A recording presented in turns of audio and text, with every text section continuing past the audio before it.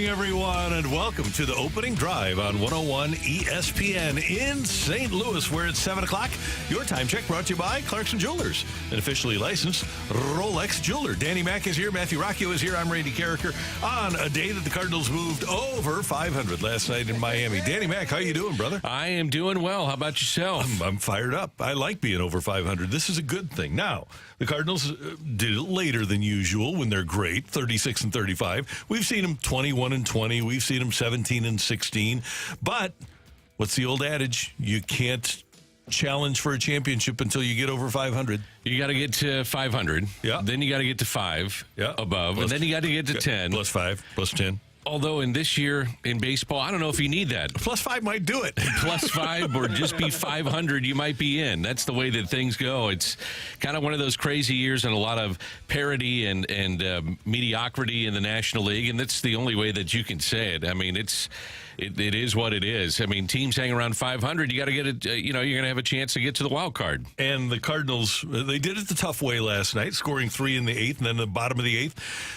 Yo-Yo Romero, Ho-Ho Romero, Jojo Romero allows the 3-run homer. Yet the Cardinals are able to come away with it. Man, that was those extra the innings, win of the year. It was, but the extra innings were like pulling teeth.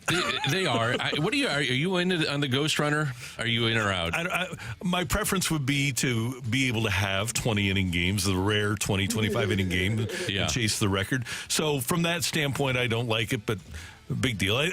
Skip Schumacher knows how to use it. Now, he didn't win the game, but the way to use the Ghost Runner, I think, is to bunt a runner over and get him home. Period. I don't understand why teams don't do it. And I guess the answer would be is that guys can't bunt.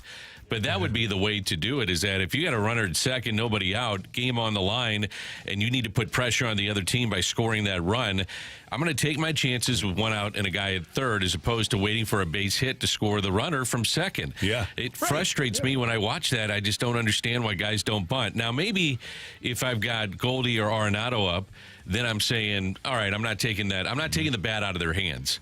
Yeah. I'm going to give them a chance with runners in scoring position. But when I get to the bottom of the order, I'm bunting every single time. Right. And we're going to get into how the game unfolded. Dan, one thing that I thought of last night as because I used to furiously text you when Michael Wacha would pitch, and I would use probably pretty bad language when he would keep going 0-2 and then walking guys, right?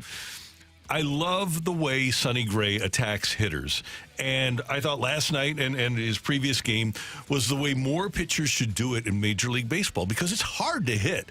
And I think there's a lot of pitchers, and Sonny Gray is one of them, their stuff is such that if they just aim it down the middle of the plate. Joe Torre told Mariano Rivera to do this early in his career. He said, just aim it down the middle of the plate and they won't be able to hit you. Yeah, the ball's going to move. Right. And I don't think enough guys do this. And a lot of guys get 0-2 and then they start to nibble and they go for the edges. Just throw it with movement, aim for the middle of the plate and see what happens. That's why Sonny Gray was able to throw only 84 pitches last night in 7 2/3. Okay, I guess the question then for a lot of fans coming into this morning and listening to us is why pull him? And I had that question in watching the game. Why pull him at that time? Here's the thing that it tells me, Randy. If you go back and look at his starts prior to this one, they've kind of babied him along. And what that tells me is they're concerned about him with the hamstrings maybe. He went through 3 or 4 different jerseys. He was sweating his butt off. And I think they're just saying, you know what, we need to be so careful with this guy, because if he goes down, we're out. I mean, they don't have a lot of depth in their pitching staff when you got Andre Palante as your 5th starter, so we got to do everything to make sure we keep him on the field. And I wonder if they look at his history with... Unfortunately, his record in September over his career has been abysmal. And I wonder if they're taking the long game and saying, okay, we know this. Save bullets, yeah. We know that he's got to pitch in St. Louis in June, July, August, and it's going to be 100 degrees, and it's going to take a lot out of him. So we're going to preserve him as much as we can with the knowledge that we have a pretty decent bullpen so that he's ready to go for us in September. Yeah, I think that's part of it. I think they're just being overly cautious maybe with him, which I get. The other part of it is in the moment, he had 13 pitches in the 8th inning. Only 2 were in the strike zone. Yeah, so that's something to look at, too. He had 13 pitches, only 2 in the strike zone, and maybe they sensed that he's starting to hit a wall. Let's get him out of here right now and go to what has been a very good bullpen. Randy, if you take away, I did some numbers prior to this morning. If you take away the starts, of Matz, Liberatore, and Thompson. Those three combined to make 11 starts. The Cardinals' starting ERA sits about 3.5. Wow. It's under 4. Yeah. In this day and age, under 4 ERA, you're going to take that. So I think you got to give Mo some credit with who he's brought in and give these guys credit maybe for pitching better than we all thought. Yeah, they're pitching great and giving innings, and the Cardinals are being patient with them. Sonny Gray notwithstanding, but Lynn and Gibson, they allow them to get off to a bad start and say, okay, we're confident that you can still get us through 6. We get that you had the bad start, but we aren't going to yank you. And last year, if it's Jack Flaherty, they're pulling him in the 3rd inning or in the 2nd inning. Absolutely. And the other part of this is that what gets me a little concerned, and we've talked about this, especially a couple weeks ago, we were saying, how much longer can the big three hold up?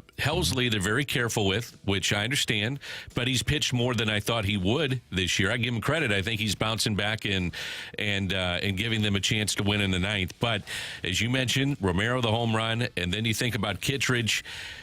He was walking a tightrope there, man, and could have given that up. So one of the guys that has stepped up that won't be talked about probably this morning, won't be talked about today as you get around the water cooler and you're visiting with your friends and your coworkers and you're saying, hey, did you watch that game like last night? Oh, yeah, what about that Ryan Fernandez? Yeah. No one's going to talk about that. They're going to talk about the Carlson throw. They're going to talk about the win at bat. But Ryan Fernandez has pitched 4 out of the last 5 and did a really nice job last night. Now let's touch on a couple of other things. 4-4 game, entering extra innings. Neither team scores in the 10th. In the 11th, Dylan Carlson with a sac fly, and he's getting his bat on the ball there. Dan, I'm pretty convinced that Dylan Carlson would have struck out maybe even 2 weeks ago in that at-bat. But first pitch, he swings, scores Burleson, the Cardinals take the lead. Dylan Carlson's actually doing some things here. Absolutely. And then the big play was the Mason Wynn home run. Yeah, and we're going to get to that. The Marlins come back in the bottom of the 11th. They get a ground out after a sac. A sac bunt moves the ghost runner to 3rd. Sanchez with a ground out to tie the game. Then in the top of the 12th, Ciani sacrifices Pajes to 3rd, and Mason Wynn does it again with the home run. Is there anybody else you want up right now in a clutch spot? I mean, even Goldy, Arenado with their track record, Gorman, at this point, I get concerned about strikeouts, and he's in a bad rut now his last 11 games. I don't think there's anybody else that I want up right now than Mason Wynn. And one of my concerns going into the season was, what would he do offensively? I knew defensively he'd be fine, but what would he do offensively? He's been outstanding. He's your best offensive player. And, oh, by the way, we neglected to mention that in the top of the 10th with the runner at second base, Goldy grounds out, not a good at-bat, and then Arenado looks terrible in striking out. And so the young guys are coming through for the Cardinals, and the old guys still are not. Yeah, and I think when you win games like they did over the weekend, tight games at Wrigley, and then you look at last night, one of the concerns that I would have is just the offense in general. You mentioned Arenado. He was 0 for 6 last night. Goldy did have a hit, but it was Wynn and Herrera with 4 of only 7 hits when you go that deep into a game.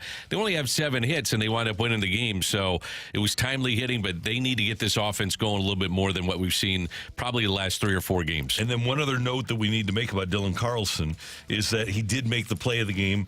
Gordon with a triple to score Berger in the bottom of the 12th to make it a 7-6 game. So you've got a runner at 3rd, nobody out. Tim Anderson lines to right, and Carlson throws Gordon out at home, and that wound up being the play of the game. Otherwise, you either lose the game or you go to another inning. Yeah, save the game. 3rd fastest outfield assist of his career. Take a guess at how hard he threw it. I'm going to go 98. 98, not bad. Because he's had ones that are in the mid-90s. He was a former pitcher in high school. Lefty could obviously bring it pretty hard. It was 91.5. 91.5. But here's a guy that, you know what? Hey, he comes up to his credit, makes a couple big plays, and when they were walking off the field, did you notice how many guys were kind of giving him a pat on the rear and smiling and saying, hey, way to go, because it's been a tough go for him. Good game for Dylan Carlson. Cards win at 7-6 in 12 last night in Miami. Same 2 teams tonight. Early start because the Panthers are playing the Stanley Cup Finals game at home tonight, so it's going to be a 5 o'clock start St. Louis time tonight. Oh, is it really? Yeah. I didn't realize that. Yes, sir. I like that idea. So then they'll only have maybe 2,000 fans there. Right. I mean, let's be honest. I mean, you got to move it up. I mean, how many people are you really affecting going to the game? But a lot of Cardinal fans are there, so that might up the ante a little bit. Exactly. I'm like, why move the game up? It doesn't matter. Yeah. So it's out of deference, I think, to the fans. Probably right. Yeah. Congratulations to St. Louis's Jason Tatum. The Celtics over the Mavericks last night, 106-88. It was not a game from the middle of the first quarter on, and the Celtics win NBA title number 18, 4-1. Jaylen Brown named the Bill Russell Finals MVP. 7 votes for Brown, 4 votes for Jason Tatum, and those two are a team. Jaylen Brown saying, hey, this is for my partner in crime, Jason Tatum. Congratulations to the Celtics and to especially Jason Tatum for getting his first title. I give the Celtics a lot of credit for keeping these two together. You know, there's that roster turnover is so prevalent in the NBA. Those guys were drafted number 3 in consecutive years. The Celtics stuck with them. Only 13 other teams have won a combined 80 games and won an NBA championship. We're talking about one of the most dominant NBA teams, and I don't think that conversation has been made enough of, is that this is one of the most dominant NBA teams that we've seen in recent history. Tatum with 31 points, Brown added 21. On the other side, Doncic with 28, but Kyrie only had 15. By the way, if you're thinking about a repeat, they're already at plus 310 to win next year because the roster stays intact for the Celtics going into next season. And they have guys under contract, too. They signed Holiday to an extension, so he is under contract through 27-28. Porzingis is signed through 25-26. They have to sign Tatum. He's an unrestricted free agent after the 26th season. But they've got the core under contract, which, and Matthew, you can explain this a little bit better. It's going to be harder to do in the NBA to keep a group together, especially if you have more than 2 superstars. The super team, the 3- and 4-star teams are going to be hard to keep together. Yeah, and Boston, you know, despite being a relatively big market, they're not going to want to be paying a luxury tax very often, maybe like once every couple of years. So they're going to want to be avoiding the luxury tax. The fact of the matter is they got, you know, really, they built correctly. When you look at the Jrue Holiday deals, the Al Horford, those kind of players are the guys you have to get when you have multiple max deals, and that's the way you do it. You draft smart when you're at the top of the draft, and then you sign good role players that teams inexplicably let go. I cannot believe the Milwaukee Bucks actually let Jrue Holiday go. No kidding. To this day, I can't believe that actually happened. And so it was smart moves all over. And like you said, you have to make those other moves, and that's actually kind of why I think the Mavericks here. I know we're not going to talk a lot about them, but they're intriguing to me because they have a star, and they clearly do have some role players who, while they couldn't step up in this moment to the biggest stage, they clearly got some chops. And so that's another team that's not going to go away very quickly. Yeah. So Tatum, Brown, Porzingis, Holiday all signed through next season and the season after. So the Celtics are going to be around. If they can stay healthy, they're going to be around for a while. So congratulations to them. And as we mentioned, the Edmonton Oilers at Florida tonight, Game 5. Panthers lead the series 3-1. Go Matthew Tkachuk. Go Chaminade. Oh, how about Michelle? She was going crazy on Get Up this morning. Or no, what do they call it? It's called unsportsmanlike. Unsportsmanlike. Yeah, she was defending the city of St. Louis in a big way. Talking about how she is pulling for Tkachuk. She pulled for Justin Tatum, and they were all over saying, hey, you can't do that. You know, it's just one individual. It's not your team. So on August 19th, Jason Tatum is going to have a sold-out golf tournament here in St. Louis to benefit his foundation that's here in St. Louis. Yep. So we shouldn't root for a guy who is tried and true St. Louis, a guy who wore Lou Brock-themed shoes when Lou Brock passed away. He wore them in a Celtics game, the Baby Blues. We shouldn't root for Matthew Tkachuk, who came in here as a member of the Calgary Flames wearing a Yachty jersey at the All-Star game. We shouldn't root for guys who are tried and true St. Louisans who work out here during the summer. That's ridiculous. I feel sad for the people like Chris Canty and the Nuno on their staff, that they apparently don't have a home base to return to when they leave Brooklyn. I think part of it, though, is like you said, they keep a presence here in town. Now, if they were just guys that were from here and didn't do anything here, you'd say, yeah, I was watching them. You know, they're from St. Louis. Cool. They won the championship. But for guys that actually invest in the community, yeah, you're going to pull for those guys. You're going to pull more for those guys than anybody else. Yep, and like Michelle said to them, and I was texting with her about it, they just don't get it. And they don't understand St. Louis. I guess we are more unique than we give ourselves credit for. I would say that. By the way, can I give a little plug out? Yeah. I emceed yesterday, and parents need to hear this. I don't know if you knew this stuff, but the Western Golf Association in the Evans Scholarship, there are unfilled rooms down at Mizzou for local kids if they want to be a caddy. And so you have to meet certain criteria to be a caddy when you go to Mizzou or other schools that they support. You get a full ride if you're toting bags. And people don't even know about it. So find out about that if you're a parent out there and want to help financially yourself with a kid that needs some financial help to go to college. It's crazy that they don't do it. It was a great event and very honored to MC it. I feel like I remember like hearing about that when I was like a sophomore in high school, and I obviously no one knows I about wasn't it. golfing, but I'm saying is no. When I was in high school, I felt like people were like, yeah, if you didn't start thinking about that when you were in 6th grade. Sorry, buddy, you're behind the eight ball. Like, that was back in, like, 08, like, I'm talking, like, 06. Yeah. Obviously, this is, like, 15 years ago now. But, I mean, things have changed a little bit around that because that used to be, like, it was locked away. Oh, if no. you weren't locked in early on that, I felt like you were in on it. Damn, there are that's beds incredible. down there being unused. That's wild. Isn't that Yeah, amazing? it is. And if you just Google Evans Scholarship Missouri, you can go right to the Mizzou page, and it'll tell you all about it. And hopefully there will be an application there so that you can, there's a scholarship applying for the Evans Scholarship right there. Just Google Evans Scholarship Missouri. It really is an unbelievably great program. So I had to put that in with an NBA championship and the best win of the Cardinals season so far and just tie that into our first segment. Such an incredible house, go. too. Perfect place. Oh, it's Perfect awesome. placement. It is. Coming up here on 101 ESPN, what does this NBA Finals say about the Tatum and Brown combination? That's coming your way next on 101 ESPN.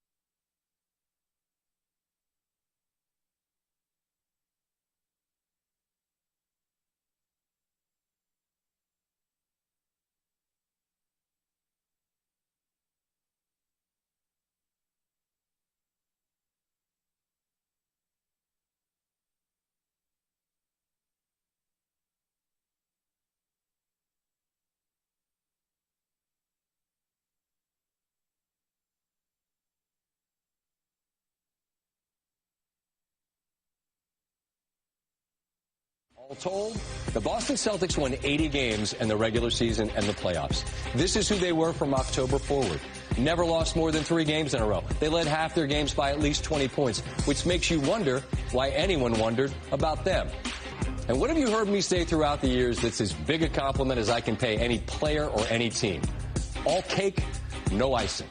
The Celtics were all substance, and that is what you want. They just won all year long, and they continued steamrolling to the duck boats. Were obstacles eliminated along the way due to injury? Yep, they sure were. You know what you'll notice about banners, wherever they might hang? There are not asterisks on them. People won't look at this one and talk about who the Celtics did not face. That's never how it works, and it shouldn't, because this is who Boston has been throughout this season. Scott Van Pelt last night on SportsCenter on ESPN. And the Celtics, there's no question about it. They had a great supporting cast with Porzingis and White and Horford. And Holiday actually is part of the supporting cast, because when you look at it, it's Brown and Tatum, and those two have been together for 7 years, and they're both going to wind up with supermax contracts. And Dan, the thing that I look at most with them, like Stan Van Gundy got a lot of play for calling Kyrie and Luka Doncic the best, most talented offensive backcourt in the history of the game. Well, we aren't going to say that about the pairing of Tatum and Brown, that they're the best offensively or the best defensively. But there's no pair of players in the league together that's more well-rounded than Brown and Tatum. Sharing the ball, playing defense, being able to be the focal point offensively. Jason Tatum is a top 10 player in the league, and Jaylen Brown is a top 10 player in the league on both ends of the floor. And that's why they were able to win, because these two are both incredibly gifted, but both incredibly unselfish. You need a player like that to win. Boston's got two of them. And they stayed together. Mm-hmm. I mean, you mentioned the years that they are together. I talked about this in our first segment, but Brown and Tatum drafted number 3 in consecutive years, and the Celtics stuck with them through the ups and downs. And you're going to have ups and downs with young players, but they have had such an interesting run, haven't they? They finally get over the hump last night and win a championship. But really, this franchise has been up and down. I mean, upset by Miami last year.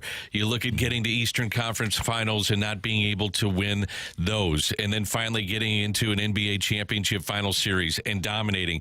I think it should go down as one of the most dominant teams in NBA history, and no one will talk about that. I'll say it again. Only 13 other teams have won a combined 80 games in a season and postseason and won an NBA championship. And that will not be talked about, in my mind, as one of the most dominant teams in the history of the NBA. It's something that I've seen some people, because that 80 number mark has been staring people, because people figured it out obviously when they hit 64 in the regular season. They're like, okay, if they win a championship here, they're going to be in an upper echelon. And the pushback on that, including last night when people kind of went back to this is an 80-win team now, we have to talk about this. A lot of people got really, really angry, and then the list came, and I saw multiple lists where the top 15 NBA teams of all time in their mind all played between 1965 and 1988. Or like 95 or something like that. So I'm like, they have the Bulls in there. Yeah, they had a couple, like 2 Bulls teams in there. I'm like, okay, so the top 15 are just in that 35-year window. Which is ridiculous, because the Warriors 73-win team, even though they lost, that Warriors team that lost in the finals to Cleveland was one of the all-time great teams. I would suggest that the back-to-back years for Golden State were sensational. There have been, the Kobe Shaq. How can you leave the Kobe Shaq teams out, right? But you look at recent vintage, Brown and Tatum now have to be, because of the numbers that you just gave, they have to be considered in that realm. Yeah, I would think so too. And you know who we haven't talked about at all? How about the head coach? Yeah. Joe Mazzulla came in really bad circumstances and had the interim tag. And then this is the first year that he coached without the interim tag. Mm-hmm. You know, he did a hell of a job here, man, keeping things together, taking them to a different level, getting the most out of Brown and Tatum. I think you got to give him a lot of credit in how he's handled certain situations, how he handles the media. I just think that he's been kind of overlooked in someone that you really didn't hear a lot about throughout this season. And he did a really good job of utilizing a really good staff. He understands that he's an inexperienced coach who was an assistant in college in 2017, 7 years ago. But then he goes out and gets a veteran staff. Charles Lee is now going to be the head coach of the Charlotte Hornets. Sam Cassell is on that staff. They've got Phil Pressey, our old friend, is on that staff. So they've got a really good group. I've completely forgotten until last night's celebration that Flip was on the staff when he was celebrating. I was like, oh my God, Phil Pressey's out there. I forgot he was a coach for the Celtics. By the way, Sam Cassell should get a job before Chauncey Billups ever does. I don't know how that's not, that should be a talking point in the offseason. Was Sam Cassell on TV? No, he There wasn't. you go. Yeah, exactly. But I need you guys to break down this for me. Joe Mazzulla's final words of a championship season were this. This is the final thing he said at the podium before he walked away last night. If someone tells you good job, that's just as dangerous as someone telling you you suck. A little extreme, but is there some wisdom there? You do a good job on this show. Yeah, see, this is the problem. Okay, this is Danny's getting to what I'm getting at here, which is I've been told I've been You doing actually a good do a good job. See, you know what? Screw you, Danny. I meant it in the most positive way I could. Which is to be apparently kind. you suck, according to I love Joe Mazzulla, but sociopath Joe Mazzulla. By the way, let's go back to the Philadelphia 76ers and the process. Who was that general manager?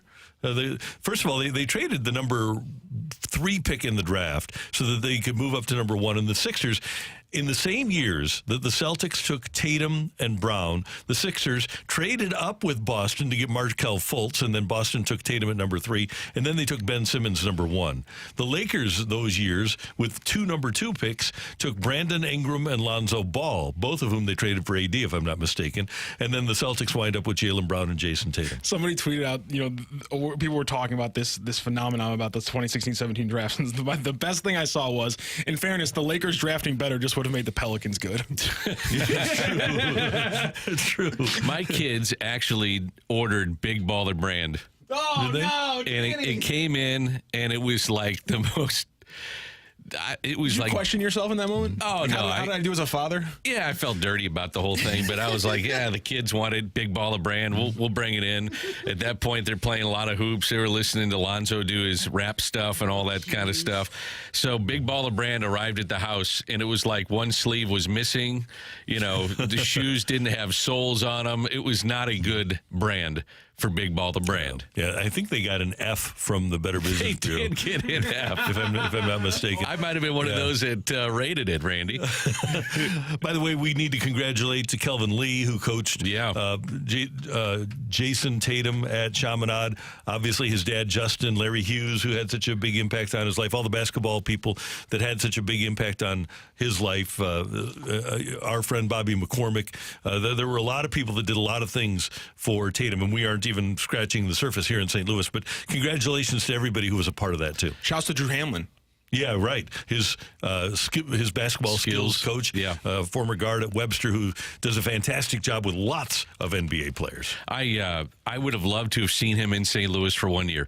And it's when you're that good, though, how do you tell Ryan Robertson not to go to KU and go play for Roy Williams, right? How do you tell Justin Tatum not to go to Duke? Mm-hmm. I would love to see these kids when they were one and done guys like Larry did it. I loved it. They played at SLU. He'll always be part of that SLU history and the lore of playing at St. Louis University. But if you're going to be one and done and you don't think you're going to have a great NBA career, why not just stay at your hometown school, because it sets you up the rest of your life? Right. But with a guy like Tatum, he knew if he goes to SLU, he's still going to be a top 3 in the draft, and he still would have gone to the tournament. Yep. But at Duke, he can win an NCAA championship. Now, That's he the didn't, difference. but Yep. Duke, you can win an NCAA championship. St. Louis U, if you go there under Jim Cruz, you're not winning an NCAA championship, and he knew that. And Randy, it's Mike Krzyzewski. Yeah, right. You go to play for Coach K. Yep. That's a big deal, too. And I think we as fans, we need to put it in the bailiwick of, if it's your kid, what do you want him to do? I would want my kid to go to Duke. Oh, for sure. I mean, but I would say this. I try to be honest with them and say, look, if you're not going to go and have a great NBA career, or you think you're a marginal player, then stay at home. I agree with that 100%. That's Dan. That's Matthew. I'm Randy. Coming up, Stan McNeal, our buddy from Cardinals Magazine, joins us here on the opening drive on 101 ESPN.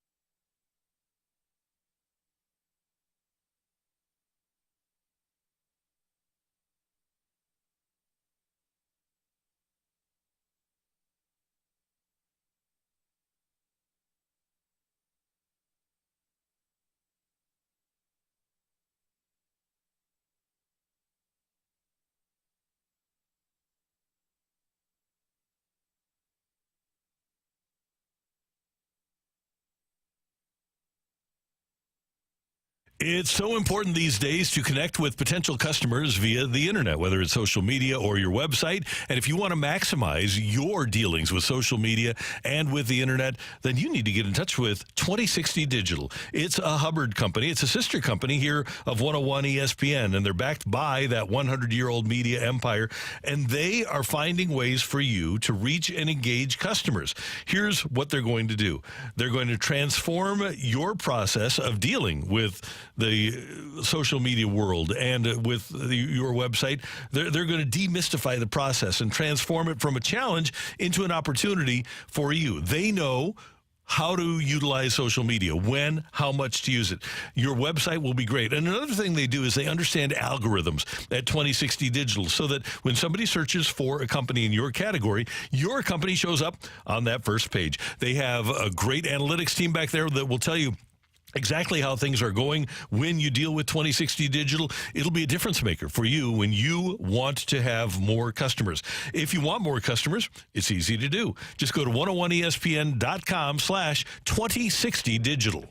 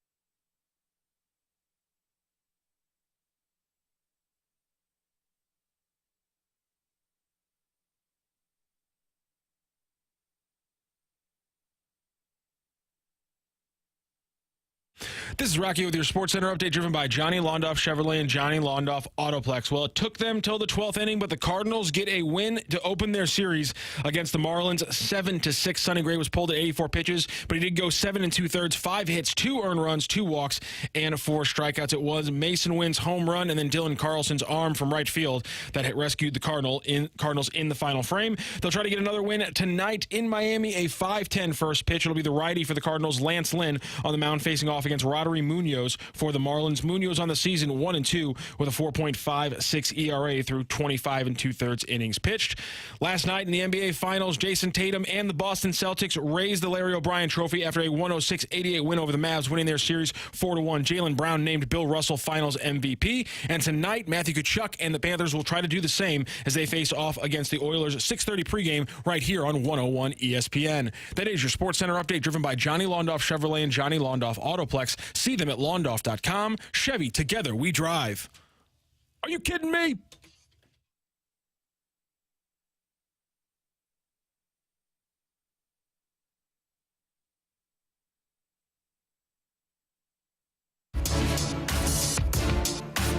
Danny Mack and Randy Carrick are the opening drive on 101 ESPN, and we go to the celebrity line right now. And Stan McNeal from Cardinals Magazine is kind enough to join us on a Taco Tuesday morning. Good morning, sir. How you doing? I'm doing fine. How you guys? Good. How about that performance by Sonny Gray last night? How about that performance by Dylan Carlson and Mason Wynn? And that was a good win, or maybe a better way to put that is that would have been a bad loss after the way Sonny pitched. So on the cover of this month's Cardinals magazine, you have a tribute to the great Whitey Herzog. Is that correct? Yes, that is. And tell us about it. Well, we looked at Whitey's career, and we also the part of the package that I focused on was Whitey kind of since he finished playing baseball and just was kind of a St. Louis icon, family man, talked to some of his close friends who last summer they went on a road trip to Cooperstown to the Hall of Fame induction ceremony.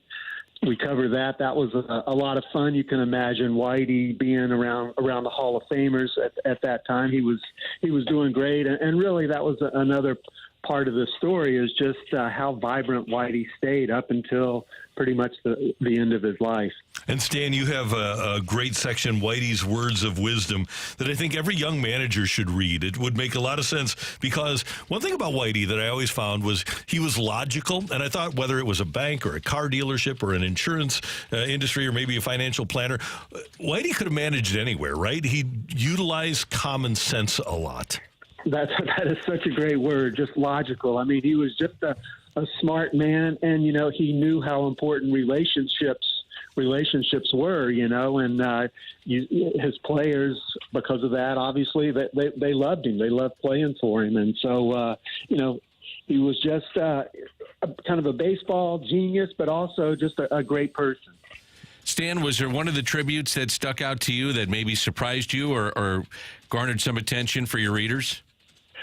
Well, it was enjoyable, or talking to the people that knew him, that were close to him in these last years. Our Mark Favazza, for example, of the restaurant on the hill, Favazza's on the Hill. Mark is, I think, in his early mid 40s, but yet he got to know Whitey, who was 92, as we know.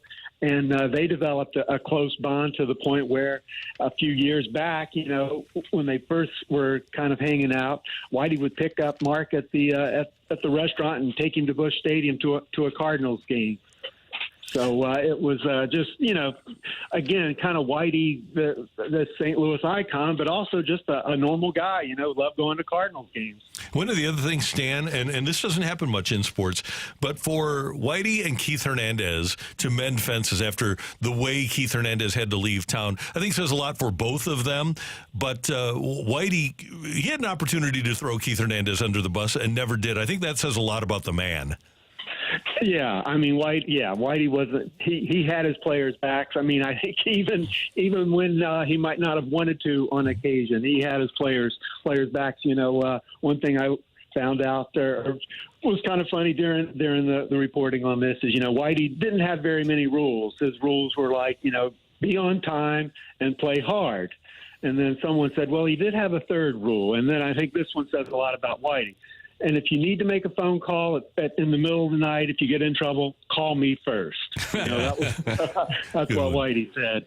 And he was also fun. And I don't think Tony ever did this, but there was one time in Chicago I was on the team bus, and I don't know if the Cardinals had been knocked out of the race or had a bad loss or whatever it was, but Whitey gets on the bus and says, "No curfew tonight, boys." And so everybody really enjoyed a night in Chicago with a 120 game the next day. Whitey knew how to keep them loose, right? He sure did. I think the thing that amazed me about Whitey was that he was sharp as ever in his 90s and watching not only the Cardinals, but the entire league. Yeah. He knew something, Stan, that was going on with just about every team.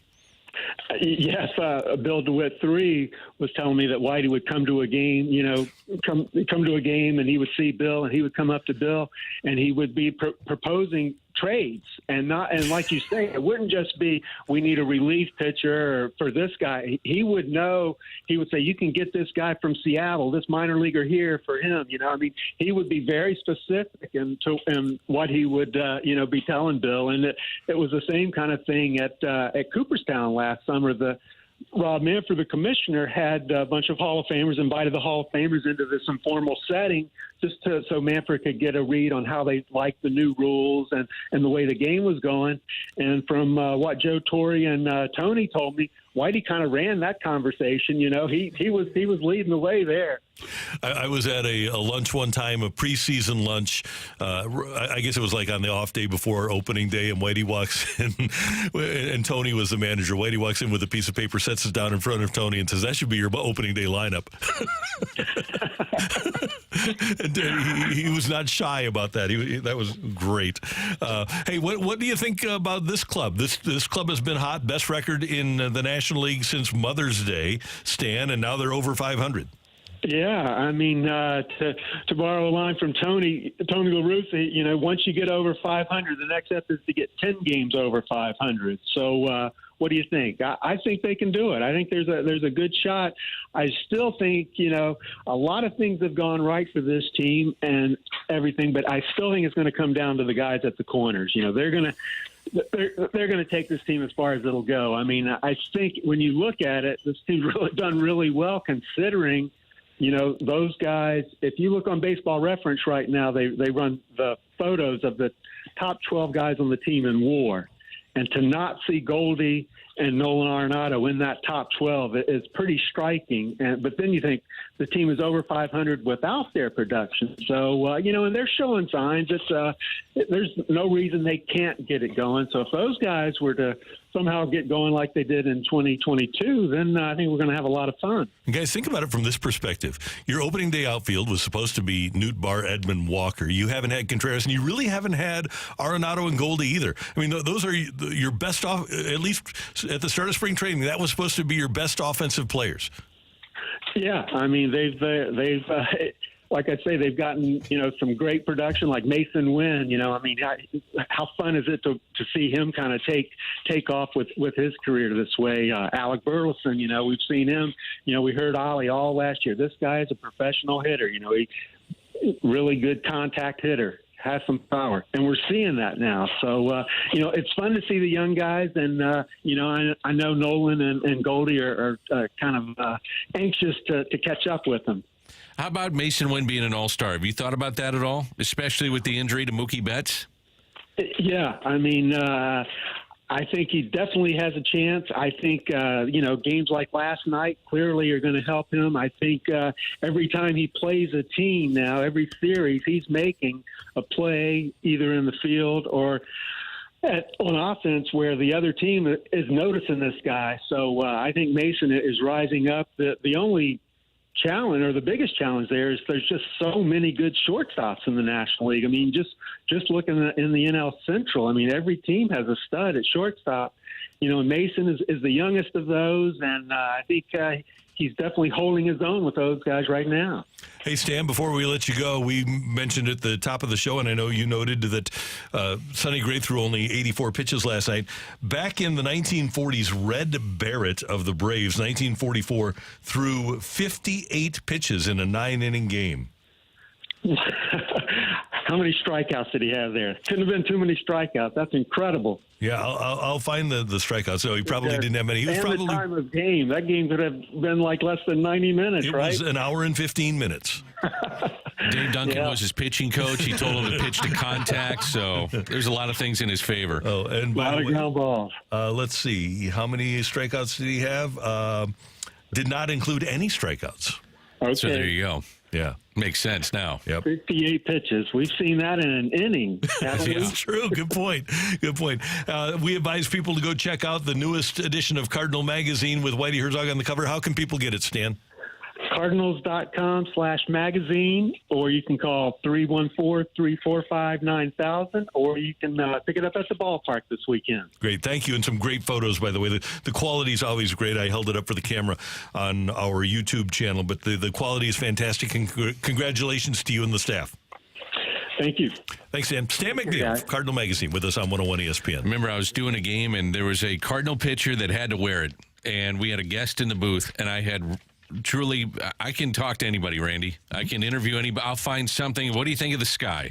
Mm-hmm. I'll think, do you like the clouds? I mean, I'll figure out some kind of questions. I had completely run out of questions for the guy in the booth, and he was about it. I think it was Luke Weaver, was probably at 60 pitches in the inning. I didn't know what else to say. I was just praying, get the final out, please, so I can get out of here.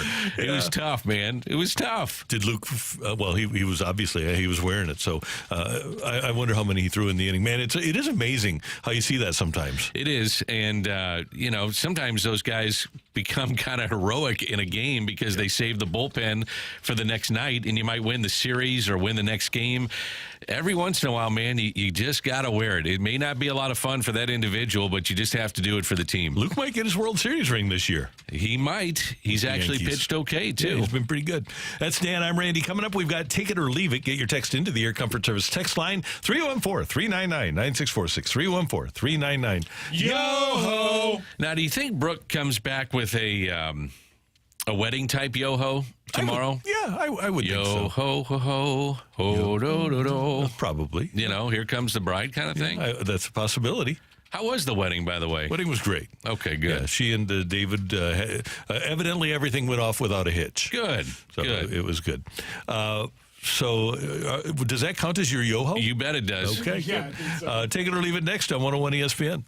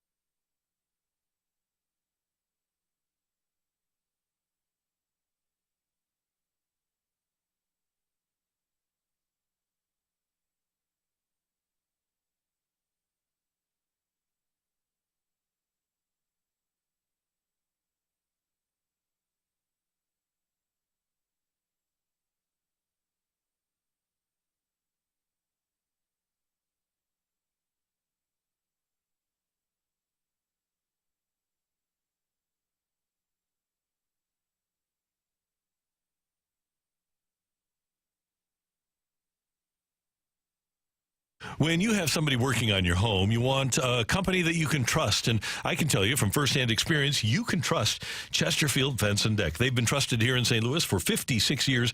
And Chesterfield Fence and Deck has a mission to be the very best in customer service and quality craftsmanship. They offer fences and decks, sunrooms, screen rooms, patios, retaining walls, and more. And they're a company that you can absolutely trust with your home. When you give them a call at 800-300-4054 or find them on the web at chesterfieldfence.com, you can make an appointment and they'll come out to your home and they'll provide you a free, no obligation project design for whatever you want done, whether it is a fence, maybe you want a sunroom or a screen room, maybe you want to turn that deck into a sunroom. You can do it. And Chesterfield Fence and Deck has done it before in their 56 years. Not only are they going to give you a great plan, but they also have pictures of other jobs that they've done so that you can come up with some ideas. And oh, by the way, if you utilize Chesterfield Fence and Deck the rest of this month, you get 20% off your installed outdoor project when you mention this show with Chesterfield Fence and Deck. At chesterfieldfence.com, 800-300-4054. Chesterfield Fence and Deck, the sign you have the very best.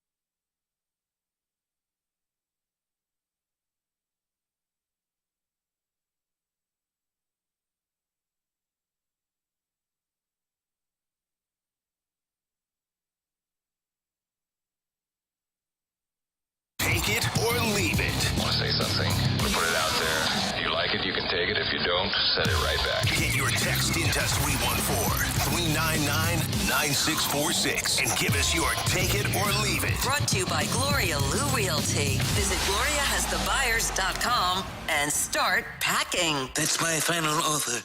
Take it or leave it.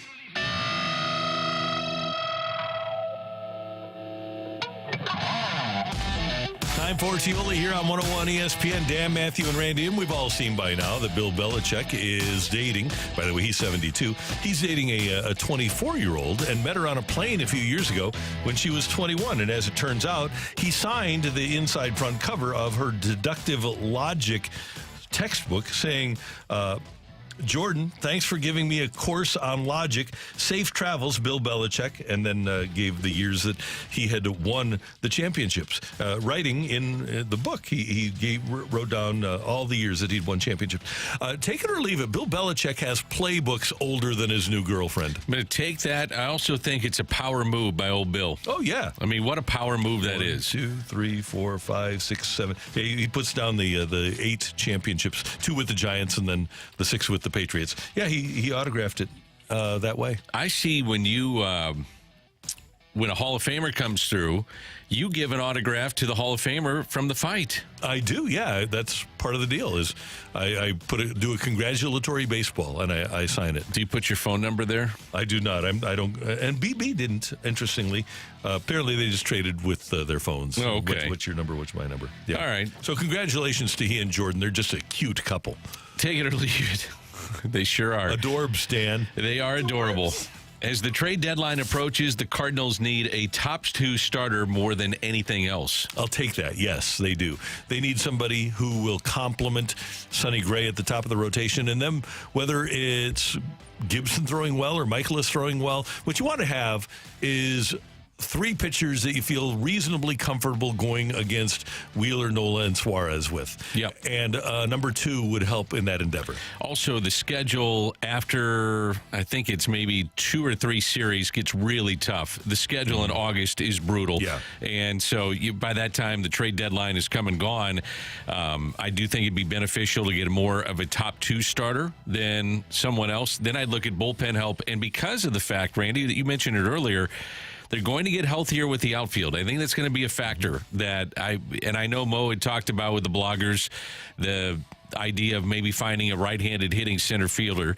And I do think they need to some way find production out of that spot. They did get it last night with Ciani, but they need to find pitching, I think, is something that will define it's going to define their season one way or another. All right, Matthew, what do we got on the text line? Tony texts in, take it or leave it. Jason Tatum texted Matthew Tkachuk last night and told him, your turn. Oh, I'll totally take that, yeah. Think so? Yeah, I would think so, yeah. I think Jason may have had more things going than... We got photo shoots to do. We got photo shoots. We got maybe we need to go get some emos. Yeah, Pizza. Probably after he got home, though, he thought, you know what? Oh, I got mine now. Now Matthew's got to get his. Just a quick text. What do you think the amount of texts are that you get when you win a championship? Would you put the over-under at 350? I would probably, for Jason's, probably over, right? Yeah. I would say that's a good over-under. What would you say, over or under on 350? Probably over. Yeah.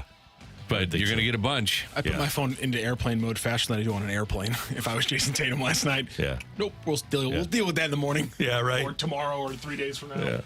Yeah. Take it or leave it. You take it or leave it. You're mad at the Boston fans who don't like Jason Tatum because he's from St. Louis. I'm going to leave that. I didn't know it was a thing. That's fine. I didn't even know that Boston fans didn't like Tatum. I didn't think that Boston fans really thought about St. Louis when rooting for their basketball team. I don't think it really enters their mind very much. Yeah, the only reason they should not like us, I mean, they beat the hell out of us until the Stanley Cup, and that's the first Boston championship, by the way, since the Patriots won, before the Blues won the Stanley Cup. But yeah, they should have no problem with us or Tatum, who's playing for them. I guess you go back to the Bruins beating the Blues. Mm-hmm. The initial years of the Blues. Then you had 67. Cardinals won. Yep. That's all we got. Beat the Boston Red Sox. And who remembers that? And then we have and then we have 58. 58. Yeah, but then you've got all of everything in between that, right? The 01 Super Bowl, the 04 World Series, the 13 World Series. Also, in 57 and 59, around 58 are both losses to the Celtics. Yeah, right. So, yeah, they should be pretty happy. You lose to the Bruins in the third year of existence of the Dan brought Blues. that up, yep. Yeah, oh, sorry, my apologies. No problem. Take it or leave it. The Cowboys failed to make it to the conference title game, and both McCarthy and Prescott are no longer on the team. I'll take that. I'm going to take that, too.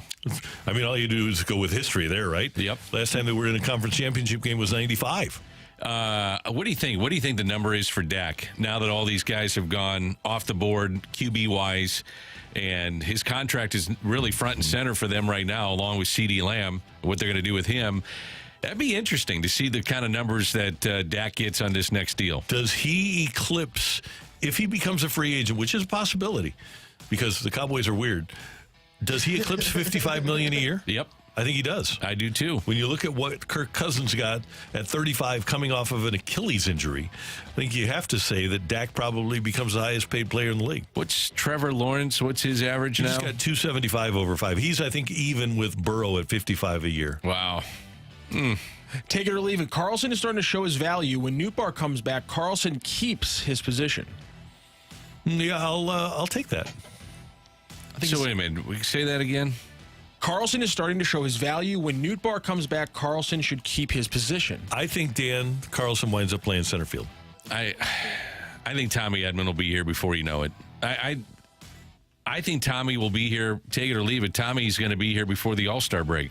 I'm going to leave it. I'm going to say after the All-Star break. Yeah. Just give him the most time available and say, okay, that's our guy for the second half. I mean, when's the last time he played? I'm going with July Yeah. 25th. Yeah, so we're on June 18th right now. We're 3 weeks away from the All-Star game. 3 weeks away. Yeah. I guess the only All-Star right now for the Cardinals is Ryan Helsley. I think Sonny has a chance, but I don't think any position players win. Maybe with bets out would be the other one. And as Stan said, though, the shortstop position is loaded right now in Major League Baseball. It's outstanding. And you'd have to think if Betts, and I wonder if they must have had Betts in there as a shortstop, but De La Cruz would probably be, I would think, the voting winner. Yeah.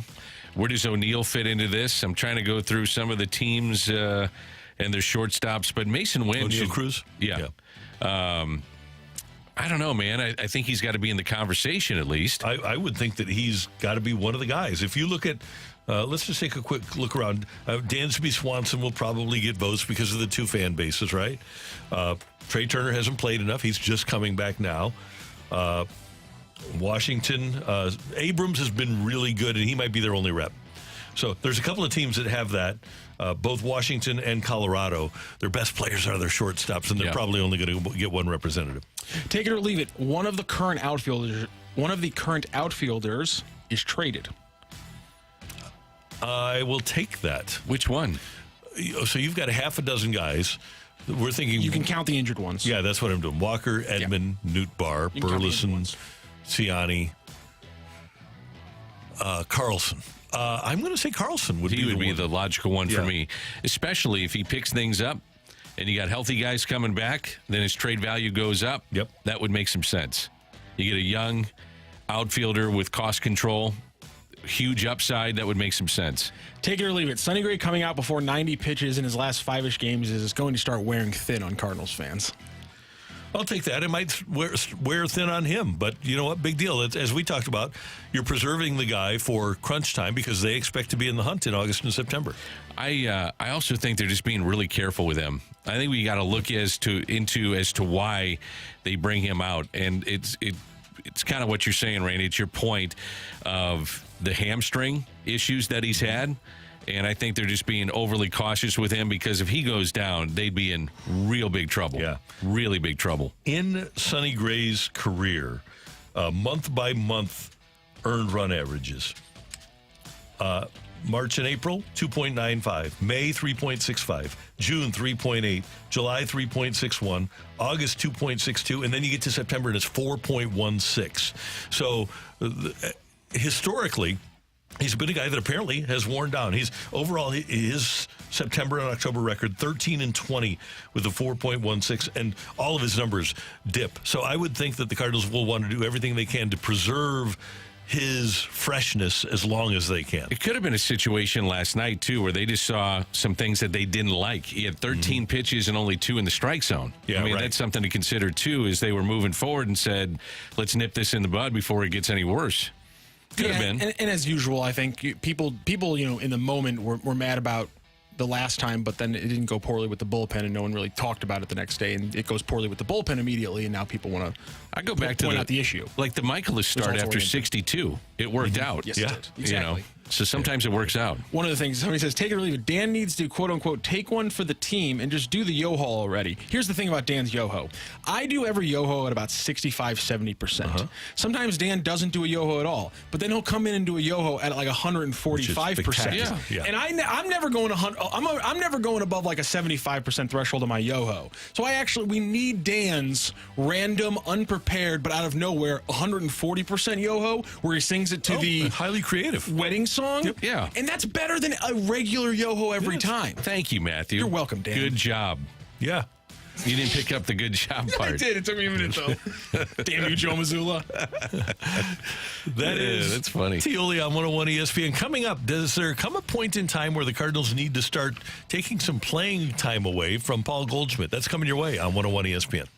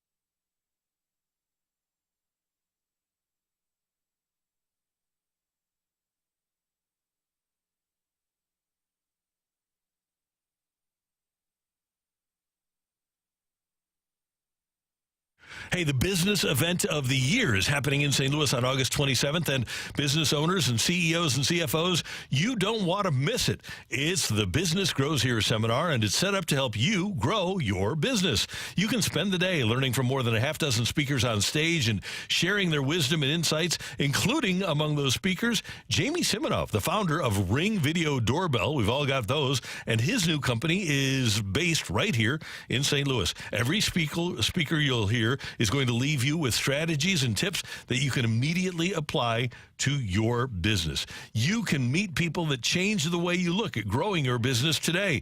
Apply to attend the business event of the year. It's NetSuite's Business Grows Here, and it happens Thursday, June 27th. It'll be a day well spent. It's free to attend if you qualify, and all you need to do is go to netsuite.com/Missouri. Apply today to find out if you do qualify while seats are still available. It's netsuite.com/Missouri. It's the business event of the year. You'll learn a lot. June 27th at the Union Station Hotel, netsuite.com/Missouri.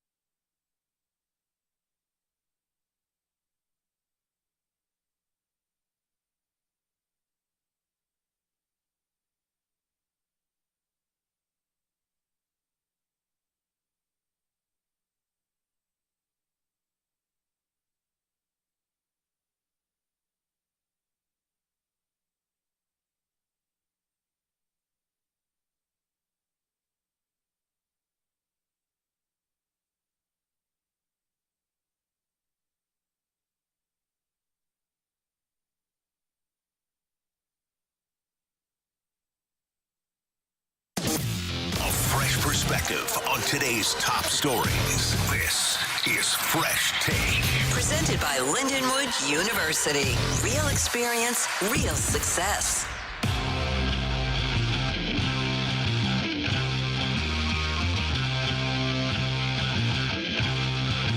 It's 8:06 in St. Louis. Your time check brought to you by Clarkson Jewelers, an officially licensed Rolex jeweler. Danny Mac and Randy. And Dan, the Cardinals have played 71 games now, and we've played 2.5 months of the season. And in the 3 months of the season so far, Paul Goldschmidt in April had an OPS of 641.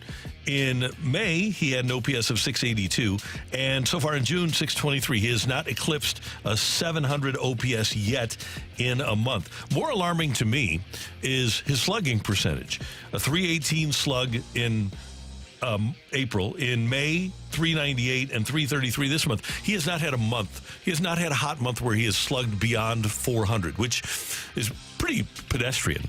And the question has to become now, at what point, if you have other players that are performing, do you start to sit Paul Goldschmidt more than you have in the past? I can't. I want him in there every single day that he's available to play. Now, if I'm going to do it, if I'm going to sit him, it's going to be against right-handed pitching. Against right-handed pitching, he's hitting just 210. His OPS is 624. Against the lefties, it's respectable. 284 average, the 726 OPS.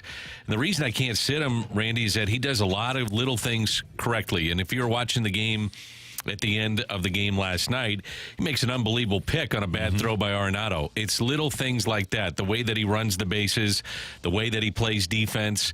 And I know that fans may not want to hear this, but I got to hold out hope he's going to get hot at some point and help you carry this team. And I can't sit him without trying to still have the hope that he's going to be among the top players on my team. The other thing is he's a leader on this team. And I don't want to sit him because it could send a bad message for the team too.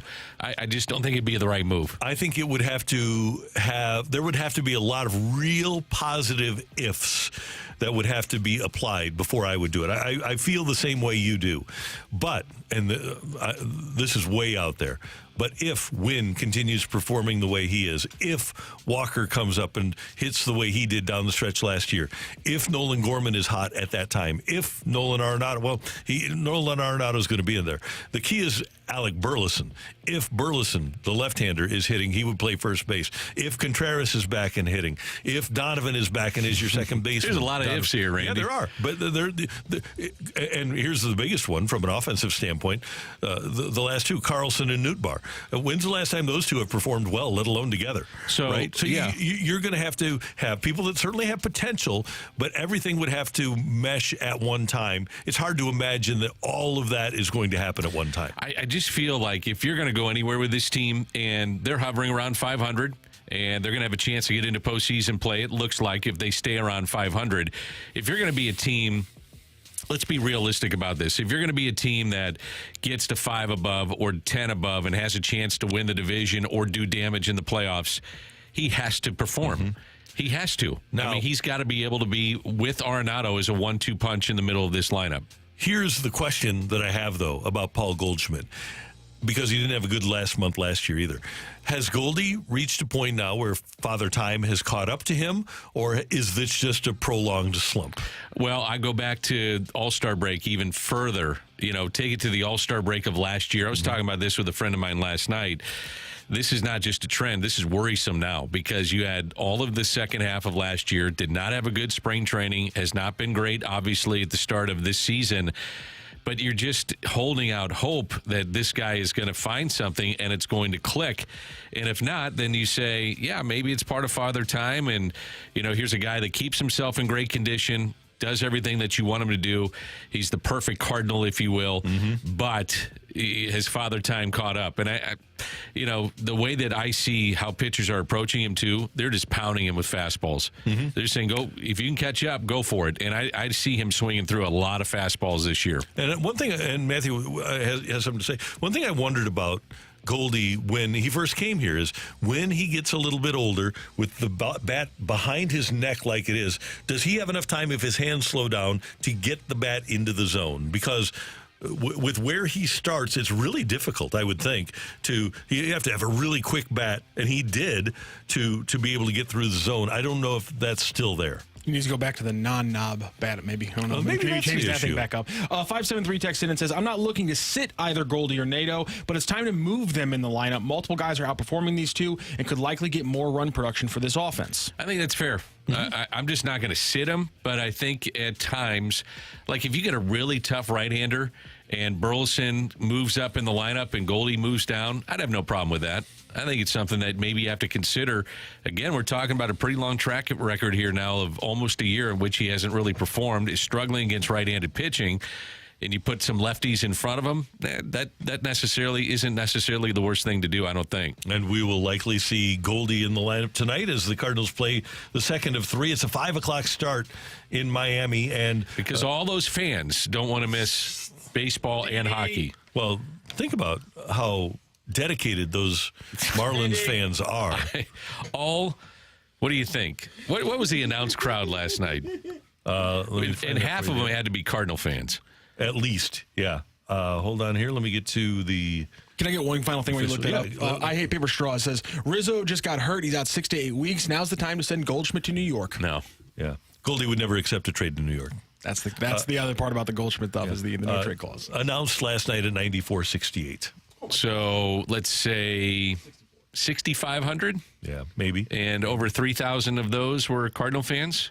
Probably. But you're going to move up the game because you have the Stanley Cup Finals.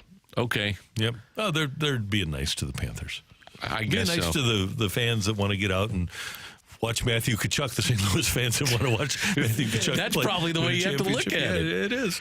By the way, tonight, Lance Lynn against, is it Roderi or Roderi Munoz? Roderi Munoz, a 6'2", 210-pounder. He will pitch for Skip Schumacher's Miami Marlins. Coming up here, if the Cardinals are able to get a starting pitcher, who would you like to see them acquire within reason? That's next on 101 ESPN. It's time for a DraftKings at Casino Queen Redbird report on 101 ESPN.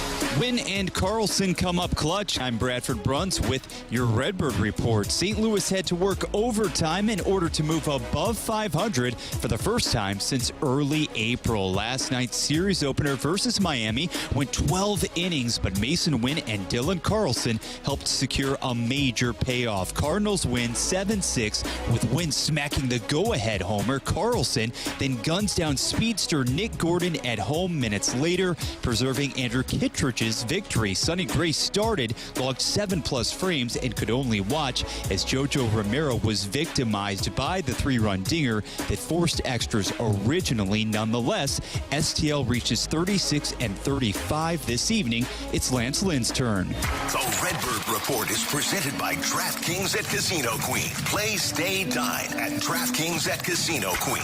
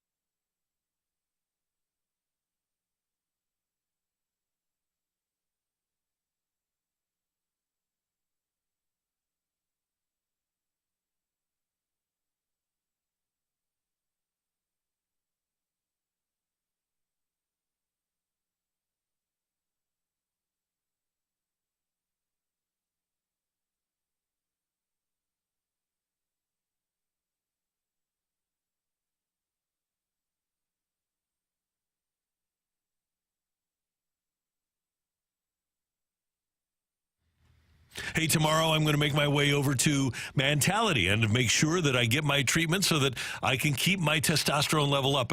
In your 60s or 50s or 40s, your testosterone level, if you don't have Mentality, is going to drop. And your energy level is going to drop. And your ability to just be as sharp mentally as you want to be is going to drop. At Mentality, their board-certified physicians are going to do a complete panel of your blood work to find out where your testosterone level is. And then they have an FDA-approved testosterone treatment that they'll apply every week that will allow you to be the guy that you want to be physically, mentally, emotionally. You won't be as moody or irritable when you use Mentality. Your testosterone level being high makes all the difference in the world. And they understand at Mentality that the normal range for testosterone is pretty wide, and they're going to get you back up into that highest range of testosterone. Learn more at lowtusa.com. Set an appointment for one of their clinics, beautiful clinics in Chesterfield and South County, and get back to what you used to be and what you want to be. Get through those workouts and be able to coach your kids with Mentality at lowtusa.com.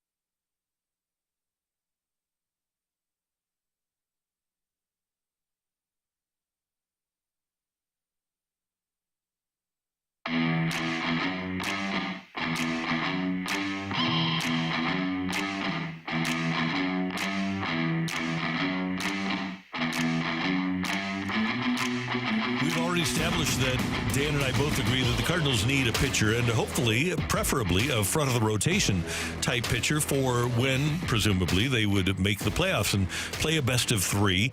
And so the question becomes then, in a year in which most teams, as we sit here on June 18th, have a playoff spot, who would be a reasonable starter to target for the Cardinals? Dan, do you have a couple of guys picked out that you say, okay, I would like the Cardinals to at least inquire about this guy? I don't know if he'd be available because of the situation that he's in with his contract. But Garrett Crochet, a left-hander from the White Sox, it's his first season as a starting pitcher, and he's probably been the best development for the White Sox this season.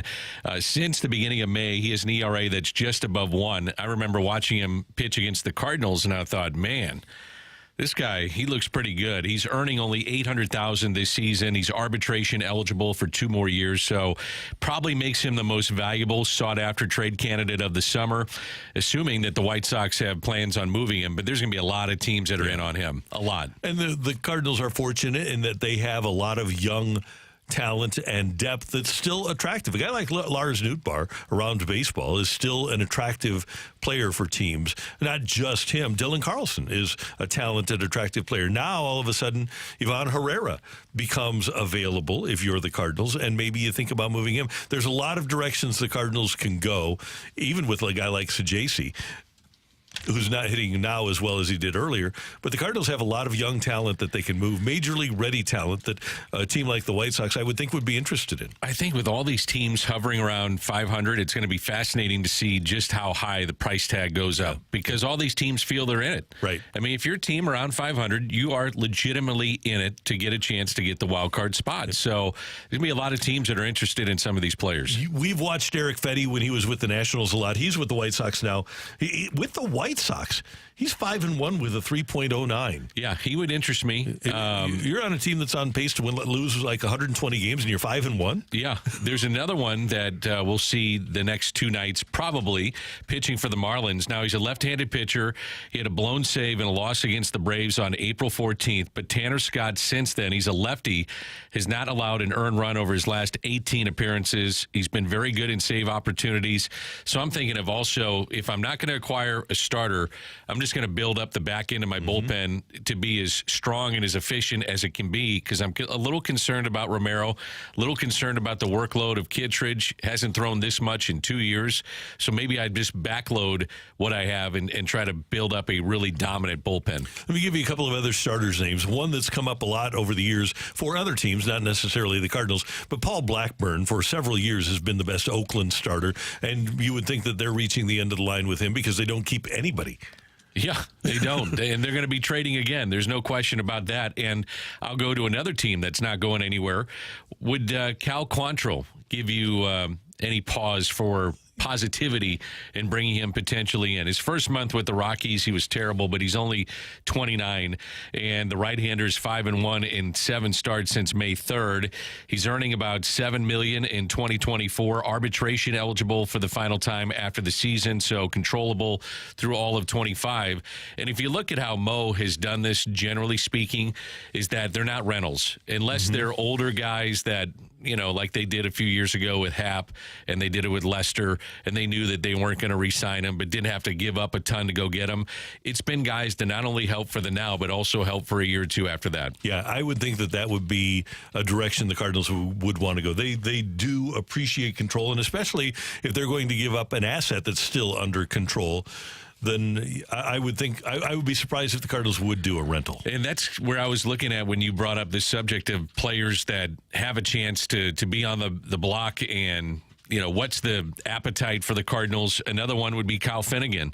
He's a right-hander. He's earning $5 million this season. He's arbitration eligible for 1 more year before becoming a free agent at the end of 2025. So the way I'm looking at it, Randy, is you know, would Crochet be my guy that I'd want to go get? Yes. But am I trying to be realistic in finding a guy that not only can help now and maybe help my rotation, but also help the rotation next year? And that's typically the way that Mo has gone, giving up assets, but understanding he's getting an asset back that not only helps now, but also in the future. Now, one other guy, and I don't know what his availability would be because he's only got a couple of years of service time, but he's having a great year. He's from here. Tanner Houck of the Red Sox. That'd be an interesting one. Yeah, and I would think that the Red Sox, because they're going to lose Tyler O'Neill, he's not going to be back there after this year. I would think that they would be interested in an outfielder. I would hope they would. And maybe a young Cardinals somebody that we haven't seen at the major league level yet, but one of those young Cardinal starters, a Graceffo, a McGreevy, somebody like that. I don't know how far. Maybe you go a little bit further. Maybe you do. Because last year when you got those guys, Kloffenstein has picked it up, for example, in the minors. I think that there would be a deal there if Boston is inclined to move a guy like Tanner Houck. And by the way, you know all about him because of who you have in your organization now with Chaim Bloom. He knows Tanner Houck intimately, and he would know that organization. Another guy that would be a rental at this point would be Carlos Estevez. He's a right-hander for the Angels. Probably not a lot of fans have heard about him. He had some rocky outings in late April, early May, but he's the Angels' closer. He's only 31, and in 20 innings this season, he's been dominant at times. He's earning $6 million this year, but he's in his final season before he becomes a free agent. So that's one to maybe look at. Again, I'm looking back-end guys, strong guys. I mean, guys that have closed games out or really top setup men, or I'm trying to get that guy now to help bridge the gap for my rotation. But those guys have to be not only, I'm talking about starters, not only for this year, but for next year too. And Carlos Estevez, people might not have heard him, think of that world champion Indians team, the guy, the closer that wore number 99. There you go. Yeah, he was Carlos Estevez. I know where you're going. Nice call, Randy. Thanks for thinking of us. Terrible. Thank you very much. Terrible. So those are some possibilities, some names just to throw out there of who we'd be interested in. And if with all of this depth, if the Cardinals don't go get a starting pitcher, shame on them. They've got so much value that is major league ready that other teams just don't have to give up at the moment. I would think that the Cardinals probably have more to buy with. They have more cash to buy with than anybody else. So let's rank in terms of importance of what they need. And for me, it's a top-end rotation guy. If you can find it. Yep. You may have to pay a lot, but if you find it, then going into a short series, I'll take my chances. Because I just feel that, and then the other thing would be a bullpen guy, and then I'd look at maybe trying to bolster my lineup a little bit, but that'd be 1, 2, 3 for me. Because that they're going to get healthier, I think that's something you have to consider as you move forward and say, what's our biggest deficiency at the time right now, and then looking forward to the playoffs too. If you get there, it's got to be starting pitching. Right. I agree with you 100%. I think a key for the Cardinals is going to be, and hopefully they can find out in the next couple of weeks, is Tommy Edman going to be healthy for them to play center field? That's huge. Yeah. As Mo brought up, if he's not going to be ready to go, then they need to find another center fielder. Go get Kevin Pillar, or somebody like that may not be great offensively, but really is good defensively and maybe gives you just a little push from the right side. And if the Mets fall out of it, you might be able to get Harrison Bader. I know that Steve Cohen said that he wants the Mets to chip away, but you get to the trade deadline, a guy like Bader might be available. I like the fact that we're talking trades instead of totally gutting this team from the situation that they were in last year. No doubt, and they're over 500. They're in the wild card. They would be in a wild card if the playoffs started today. And Dan, you know this ownership as well as anybody. I know the ownership pretty well. It's not in their DNA to sell and to rebuild. It's that for all of the talk, and Jim Bowden talks about it all the time, how the Cardinals need to sell. The Cardinals are not going to regularly be a 75-win team. No. They just don't have it in their DNA to not compete. And they're not going to sell unless they have a complete anomaly, which was last year. That was just a team that was awful, and they knew they were awful, and they knew they had to sell. And they didn't. The guys weren't coming back. No, and you bought some time, I think, with the fan base too, where they said, okay, you get a one-off. Mm-hmm. We'll put up with that, but this isn't like it's happening every year. And if they're in a position to win, they're going to try to go for it. May not be the splashiest of trades, and they could. I mean, they might make a deal like a Holiday and go get DeRosa and say, we're going to go for it. And Mo's saying, you know what, my time's limited. I'm going for it. You could see that happen too. Yeah, that's certainly a possibility, especially with the age of Mr. DeWitt, right? Yeah. Let's be realistic about this. He's 82 years old, and I would think that he would want to win another time. Now, we're not saying that the Cardinals are going to go do what the Dodgers have done and spend a bunch of money, but will the Cardinals make incremental moves at the deadline? I'd be surprised if they did not. I'd be shocked if they didn't do it because they're going to be buyers for sure. Coming up here on 101 ESPN, we've got the fight. Matthew, you need a fighter today? Yeah, I guess so. Okay, so we need a fighter. So all you need to do is How'd text you do yesterday? I think I won. Were you mad at me yesterday? What? Huh? So were you mad at me yesterday? Because I don't think so. So I think we need a fighter. Pretty good. Pretty good. Did you dominate yesterday? I think I got 3 right. 3-1. Okay. It was a 3-1 win. So So I'm like Mike Martz with the greatest show on turf. I don't worry about who I'm playing. I just worry about what I do. You just worry about you. Yeah. Awful. But fun. It is fun. I find that you're not in here all the time.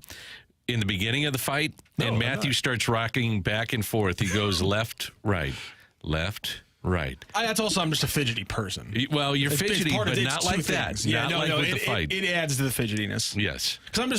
Because like there's the amount of times that I've been like, I'm good, we're good. I researched this question, I know, and then somehow something creeps up, and I'm like, well, I didn't see that coming. But because I made an effort. When's the last time I was a Richard to you? It's been a long time, hasn't it been? It's been a while. Yeah, it's been a while. I'm making an effort to try to be a nice yes, guy. I think the last few times it's been more quality of question, which I'm completely, which those ones I'm like, you know what, that's fair. It's when I like completely screw up like an actual fact where I'm like, oh, I need to crawl into a hole right now. Well, you beat yourself up more than I do, though. When that happens, you definitely beat yourself up more than I beat you up. yes, Are you sure about that? Yeah. If I get it factually wrong, I beat myself off worth. If it's just Randy didn't like kind of the angle I took on the question, he's a lot harder. And I get very defensive. And I'm like, hey, that's a good question. You got upset with the WNBA stuff. Well, yeah. That one fired you Okay, up. so yeah. Well. Here we I don't had think a I made that producer. mistake. We had a producer that regularly asked WNBA questions. I said nobody cares, and she said, "Well, their TV ratings are up." I said, "Yeah, to a 0.6." So that's why You know more about That because of number is Caitlin now Clark, dated. though. I do. I said that number is now, I think, dated because she's raising up the profile. Right? Yeah. So now they've got a 1.1. So, but now my new default rather than Diana Taurasi is Caitlin Clark. I want to see a WNBA question tomorrow. Yeah. Got to be in Absolutely tomorrow. not. I've done it like 2 times, and I don't think Randy was on the fight either time. I don't ask for a lot on this show. I show up. I try to I be don't say no prepared. to It's a a lot. WNBA question. I just want a WNBA question tomorrow. That's all I'm asking. I don't say no to a lot, Danny, but that one you're out. that one I'm out. Sorry, All right. buddy. All right. The fight is next on 101 ESPN.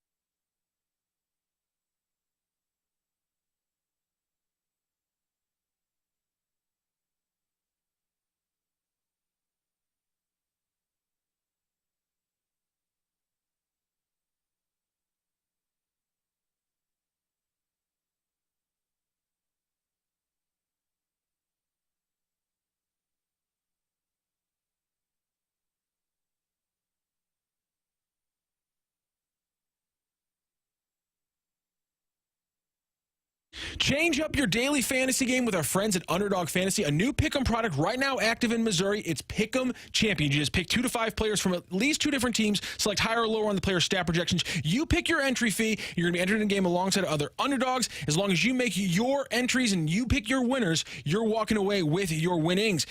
Let's put together an entry today. I'm going to do Cardinals, and then I'm going to go off the beaten path a little bit because I don't have the NBA and I don't really feel comfortable with the NHL numbers right now. So I'm going to go off the beaten path. We're going to throw in a little soccer into our entry today. We're going to go higher than 5 hits allowed for Lance Lynn. We're going to go higher than 1.5 total bases for Mason Wynn. That's a scorcher, taking our odds up a little bit. And then Cristiano Ronaldo and Portugal are playing today. We're going to go higher than 0.5 goals. There's a really good chance they just get a penalty, and you know Ronaldo's taking it, and you know Ronaldo's going to finish it. So higher on Lance Lynn, higher on Mason Wynn total bases, and then higher than 0.5 goals for Portugal and Czechia later today. Underdog Fantasy, super easy to play and even easier to get started. You can add to your entry today. You just go to the easy-to-use mobile app or to UnderdogFantasy.com, sign up with the promo code ROCC, and Underdog will give you a mystery special pick to use on your first pick'em entry and a deposit offer. Right now, we're looking at that entry about 6.5x. You can up that with that mystery special pick. That's Underdog Fantasy, promo code ROCC to claim your new customer special of a mystery player pick and your deposit offer. Must be 18 plus and present as where Underdog Fantasy operates. Terms apply. Concern with your play.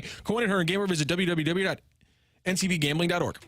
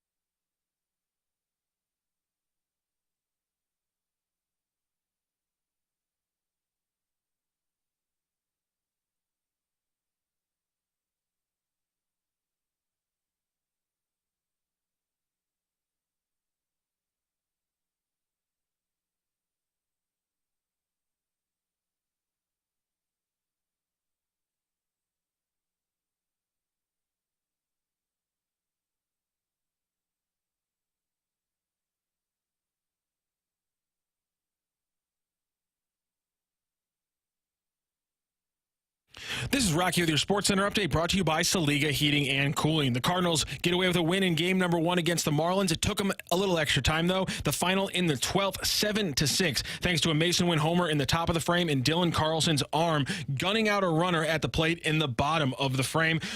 Cardinals are going to be back in action today. Slightly earlier first pitch. Got to get those fans ready for the hockey game. 5:10 first pitch in Miami. Lance Lynn faces off against Roderi Munoz. Munoz on the season 1-2 with a 4.56. Speaking of that Stanley Cup final game, Oilers at the Florida Panthers tonight, Game 5. You can catch it right here on 101 ESPN. Pregame starts at 6:30. That is your Sports Center update, brought to you by Saliga Heating and Cooling, an independent American-standard heating and air conditioning dealer.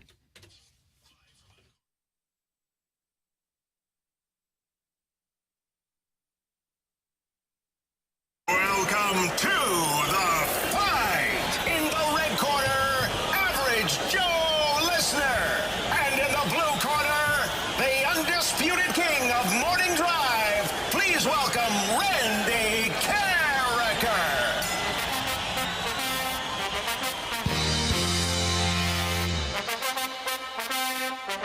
It's that time in the morning. We have the fight with Randy Carricker, and our fighter today is Eric. Eric, welcome to 101 ESPN, and good morning to you. Good morning. How you doing? I'm doing just fine. How about yourself? I'm doing well. You sound upbeat. You sound like you're ready to take on Randy. Oh, got my fingers crossed. Have you ever done this before? No, this is actually my first time. Well, great. Thanks for playing. Thanks for listening. I'm stole a line from Randy. Here we go with question 1. Of the Celtics' now 18 championships, how many have they beat the Lakers to win? Is it 5, 7, or 9? I'm going to say 5. Is that your final answer? Yes. All right, on to question 2. With which team was Bruce Smith Bruce Smith playing when he broke Reggie White's career sack record? Was it the New York Giants, the Washington Redskins, or the Minnesota Vikings? Redskins. Final answer? Yes. Question 3. Who was the last Major League Baseball pitcher to throw 20 complete games in a season, doing so in 1986? Was it Roger Clemens, Steve Carlton, or Fernando Valenzuela?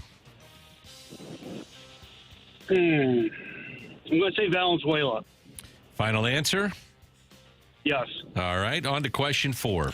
Last night's win helped Al Horford of the Celtics avoid a rough record, the most playoff games played without a title win. Who still holds that record at 198 games? Is that Sam Perkins, Chris Paul, or Karl Malone? I'm not good at basketball, so I'm just going to take a guess. Malone. I like your guess. Eric, nice work here. What do you do for a living, and what allows you to listen to 101 ESPN?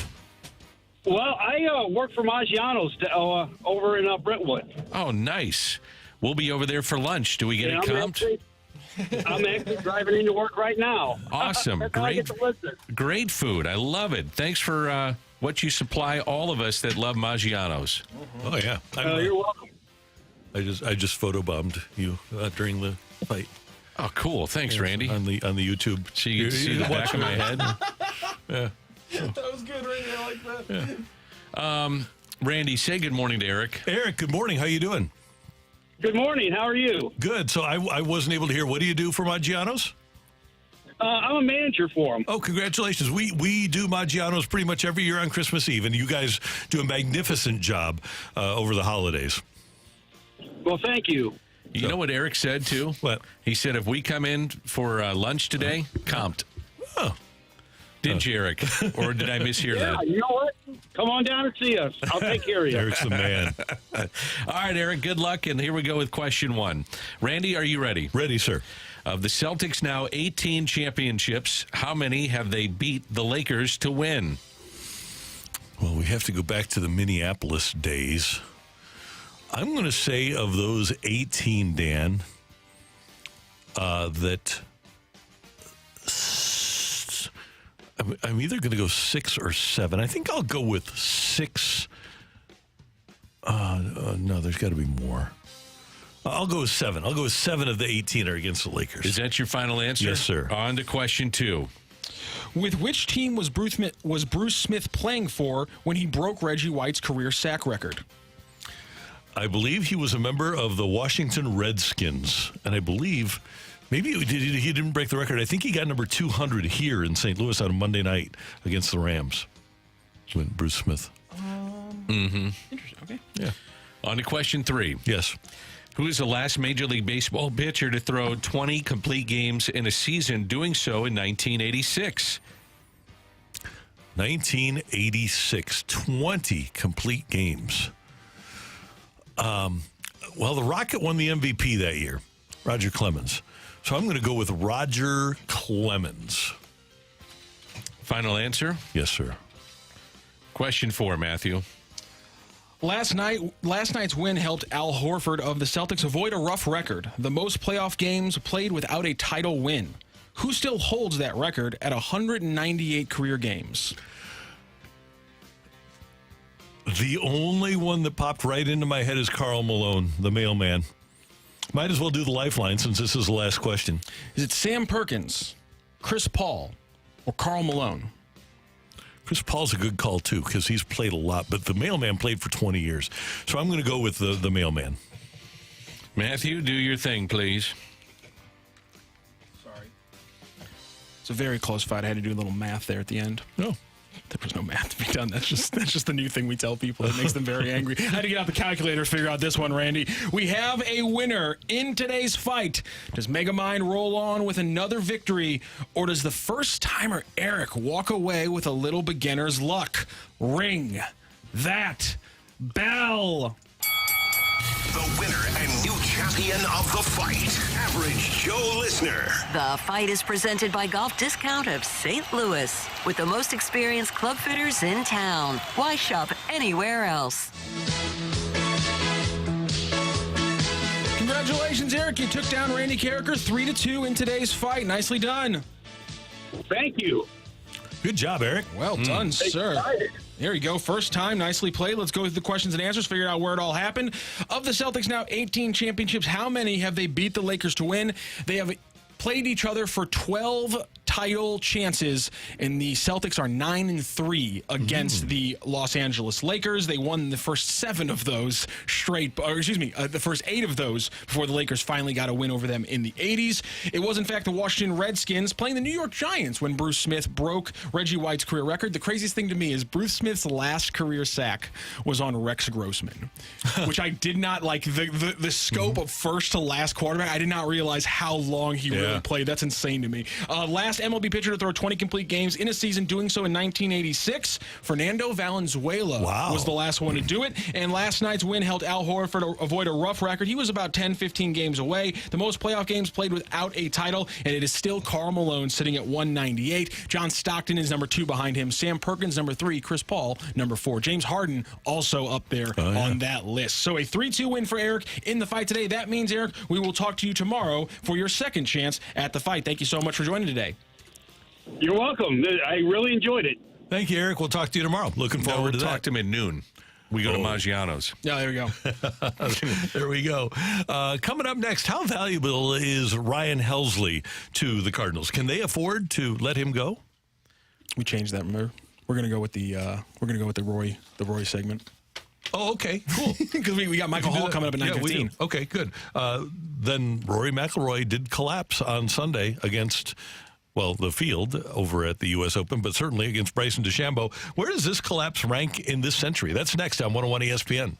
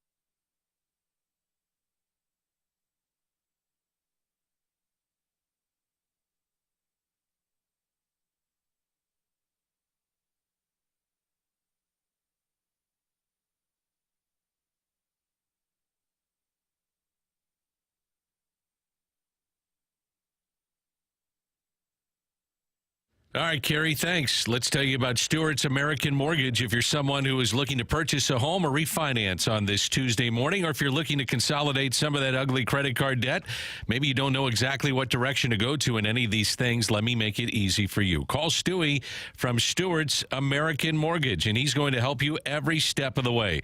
If it's a new home you're looking to purchase, he'll get you to the closing table fast.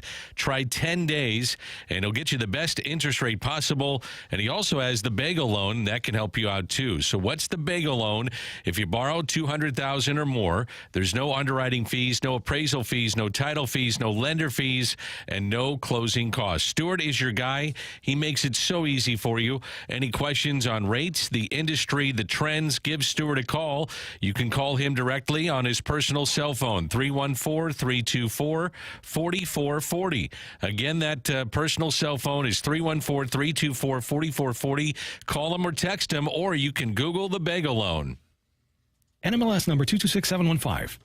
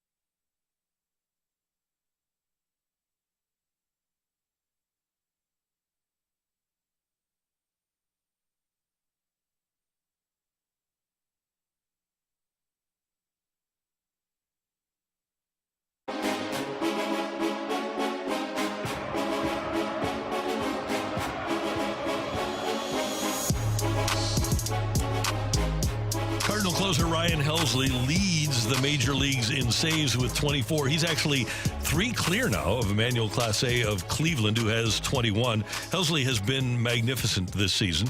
He's got a 2.53 ERA, 36 strikeouts for Helsley, and he's been able to accomplish things like pitching in back-to-back games on multiple occasions that he wasn't able to accomplish last year. By the way, those 36 strikeouts this year coming in just 32 innings. So he's averaged more than a strikeout an inning. Yet his name continues to come up as a possibility as trade bait for the Cardinals. When the Cardinals are mentioned as a team at the deadline, multiple people around the nation think that the Cardinals would offer him up because he has only 1 year to go before free agency. The question, Daniel, is can the Cardinals get to where they want to go, which is the postseason, without Ryan Helsley on their roster? No. It's pretty simple. He's got to be at the back end of games, and he's going to be an all-star again this year. He's one of the top closers in the game. Unless you're completely out of the race, which I don't anticipate them being completely out, why would you trade Ryan Helsley? Why would you do that? I mean, he's going to give you your best opportunity to win. You can shorten games. Basically, a game becomes an 8-inning game. I mean, he's about that automatic.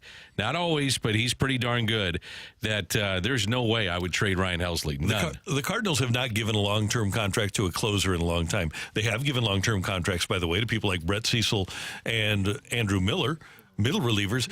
I would be inclined, if I were the Cardinals, to offer him up a contract extension rather and try to keep him around. He seems to have figured it out in terms of being available on a regular basis, being able to pitch day to day, being a lot more consistent with his pitches and his stuff. If I'm the Cardinals, I feel like, especially because I lost Jordan Hicks and I thought he was going to be my guy, I want to keep Ryan Helsley around for a few years. And I would have to say that I'd look at an extension for him, too. Instead of looking at it the other way that, hey, now, by the way, if he hit the open market, he'd make a lot of money. He would. And if you would dangle him out there for trade bait, you would make a trade that would be significant.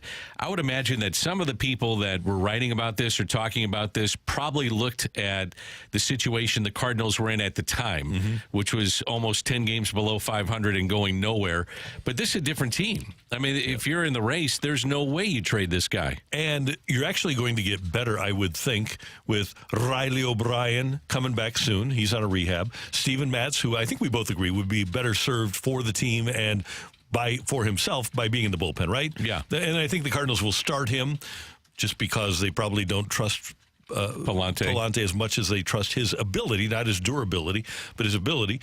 And then Gallegos is going to be back at some point as well. So those that are there to serve as a bridge to Ryan Helsley are going to return and presumably make the bullpen even better than it is right now. 618 says you can get an insane return for him. They should trade him.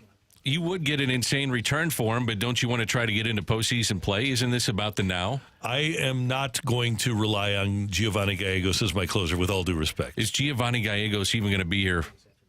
Honestly, good question. I mean, with the way that he's pitched and his minor league assignments have not been good. Right. He's throwing 90 to 91 miles an hour. He's ineffective with that. His breaking ball is not nearly as sharp as it normally was a couple of years ago, where you could count on him. You can't count on him to be your closer.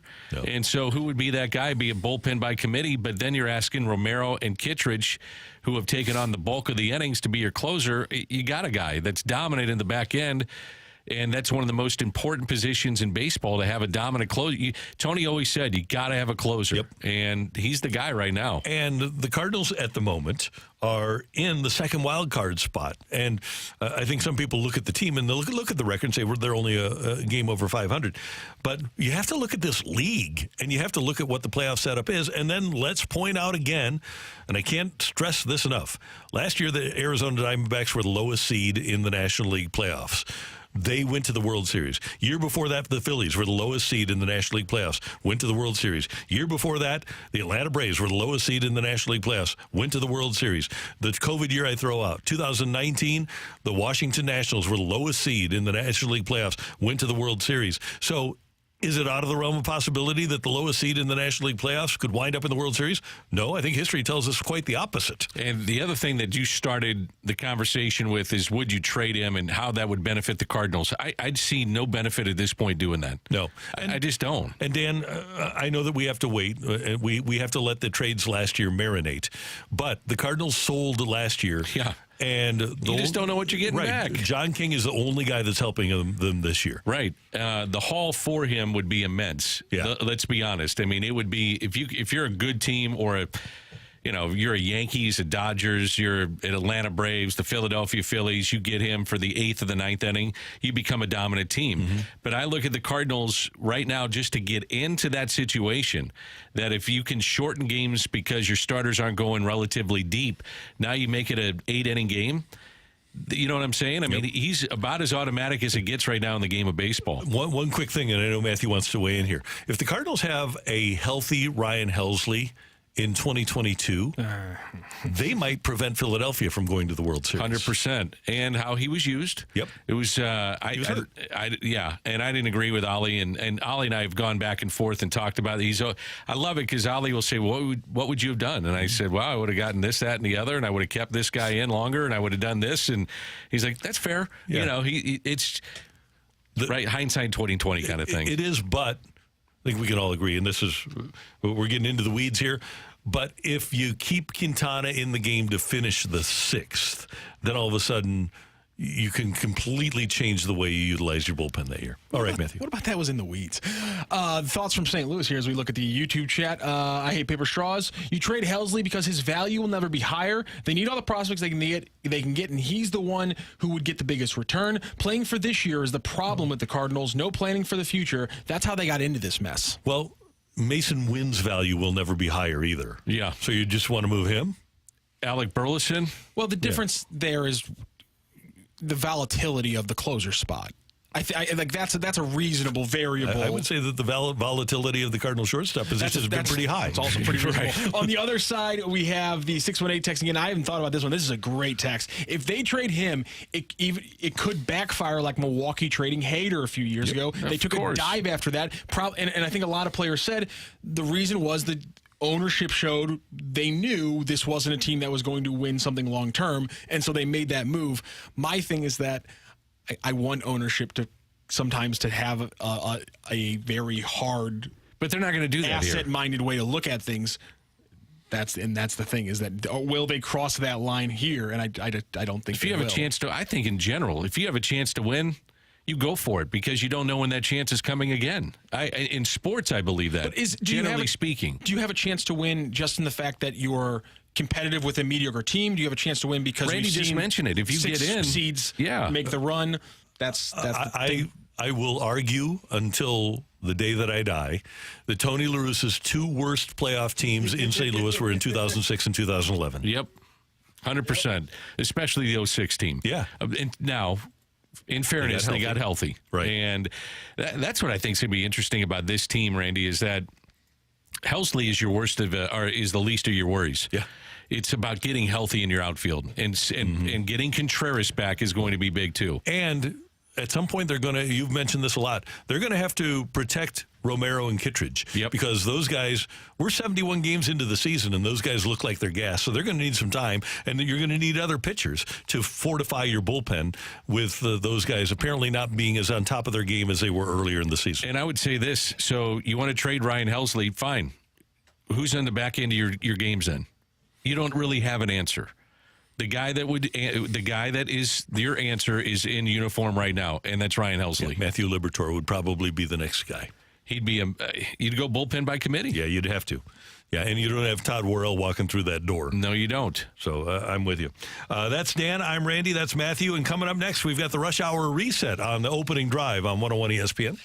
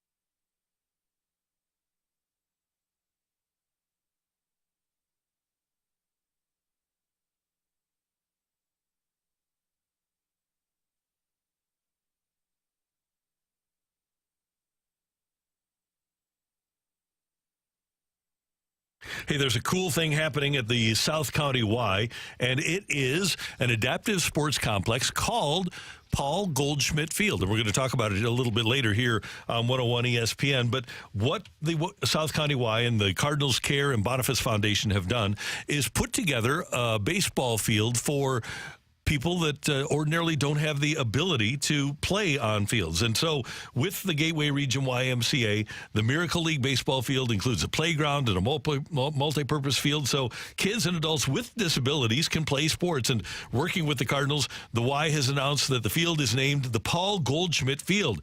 But the Y needs your help in this endeavor. It's not too late to become a founding donor and leave a lasting legacy. The Y has launched its community fundraising phase, and while every gift counts, there's some really cool recognition opportunities that you can take advantage of, starting at $500 that you can put your name or your business's name on. Consider making sports available for all so that children with disabilities can play ball and experience the joys of being on a team. Visit GWRYMCA.org. That's Gateway Region, GWRYMCA.org.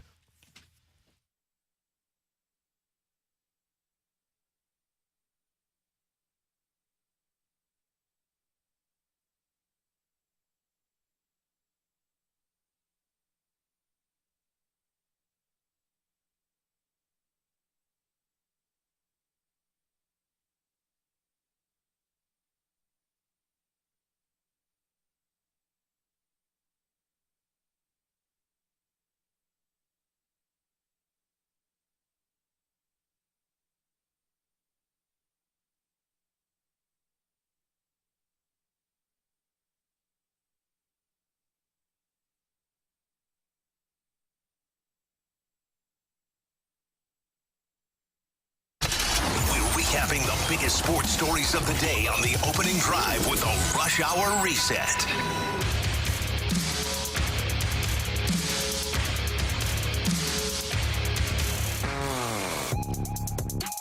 The Cardinals take on the Miami Marlins in the second game of a three-game series at Miami's Lone Depot Park tonight. The Cardinals will pitch Lance Lynn, and they'll try to get the second of this three-game series. 5 o'clock start, by the way, on Bally, because the Panthers are playing for the Stanley Cup Championship.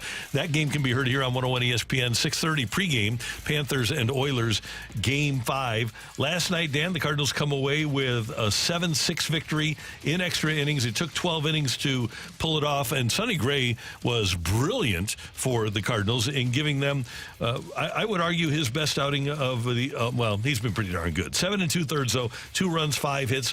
He struck out 4 and walked a couple. And the big question would be this morning, why did Ali take him out? Well, 13 pitches in the 8th. Only 2 were in the strike zone. He had gone through his 3rd or 4th jersey. He was sweating profusely. And I think what it tells me, Randy, is when they make a move like that is that they are being super cautious to make sure hamstring issues aren't a problem, injury problems aren't a problem, they don't creep up on you. And he went to the bullpen. Unfortunately, it didn't work out for him. And Sonny talked about after the game being pulled from that start. My mindset from probably like the 4th inning on, knowing that it was that I was gonna finish the game. That's kind of like the MO I was taking when I went out there every inning, was attack these dudes, continue to attack. You're going to finish this game. It didn't end up playing out like that, but we ended up winning the game, and that's a big win. It gets us a game over 500. Seemed like that long inning came right towards the end of your outing. I felt fine. I mean, I felt great. Like I said, my whole mindset going through was to finish the game, and I felt good going out there. I'm not going to say much else. Not going to say much else. Sound like a guy that wanted to stay in the game. 84 pitches and 54 strikes. That's attacking the opposition. Yeah, I'd love to see that. And it was such a good game. I thought it was the biggest game of the year for the Cardinals. Mm-hmm. And, you know, you have these signature moments, signature games. Maybe it's a Dylan Carlson type signature game with his throw that saved the game. Bullpen broke, but it didn't break. Ryan Fernandez is somebody that needs to be looked at a little bit harder right now and how they're using him. He's pitched in 4 of the last 5 games, so you're trying to get to the big 3 of Romero and Kittredge, and I would assume that maybe 1 or 2 are off today, and then Helsley would go tonight if you're in that save situation. Arenado was 0 for 6. Wynn and Herrera there at 4 of the 7 hits. But to your original point, Randy, Sonny Gray was impressive, and Mason Wynn comes up clutch again. And the other time the Cardinals were over 500 this season, they were 5-4 after a win over Miami here on their opening homestand of the season, homestand in which they handled the Marlins with relative ease like everybody else has. You haven't had many times since beginning of last year where you've been above 500, so you know what? This may be a jumping point, too, for the Cardinals to get things going and get to that benchmark of 5 games, and then you get to 10 games, and then all of a sudden you're talking about potentially getting in the race to win the division. Yeah, and certainly Milwaukee is not the perfect baseball team. They're vulnerable. They're good, but they're vulnerable. Yeah, and they've used so much pitching already, and that's something that would stand out to me as I look at the Brewers is just how much depth do they have and how much will it last going forward in this season. In that 5-10 start tonight, by the way, the Cardinals will pitch Lynn against Roderi Munoz of the Marlins. The NBA Finals concluded last night. Boston wins the series in 5 with a 106-88 win over the Mavericks. The Celtics win their 18th NBA title. That snaps a tie with the Lakers, who also have 17. Jaylen Brown is named the Bill Russell Finals MVP. He got 7 votes. St. Louis and Jason Tatum got 4 votes. Congratulations, though, to Jason on getting his first NBA title. Tatum with 31 points. Brown added 21. Doncic with 28. Kyrie with only 15. So the Celtics, with the roster intact, can they repeat? They've already been looked at the favorites at plus 310 for next year.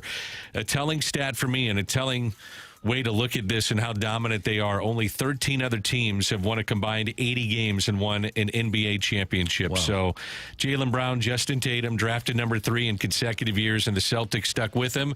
Moves that paid off, and they dominated regular season, postseason play. They hardly lost in postseason play getting through these rounds, including the NBA Finals, so no reason to think with roster intact. As long as they stay healthy, they'd have a chance to win it again next year. And one other note here this morning on our Rush Hour Reset, Dan, Scotty Scheffler has been named to lead the U.S. Olympic team in Paris, the U.S. Olympic golf team in Paris. Bryson DeChambeau does not make the team, and he likes playing for the USA and representing the country. But Scheffler is going to lead the way along with Schauffele, Wyndham Clark, and Colin Morikawa. How bad is it that Bryson DeChambeau cannot play in the Olympics? I think that sucks. I think it sucks. And he would be eligible for it. It's just that they didn't pick him. I don't think he is. Isn't it a live situation? I thought it might have been a live situation. Well, it's a live situation because of the official world golf rankings. Yeah, I don't think it's right. No, they should.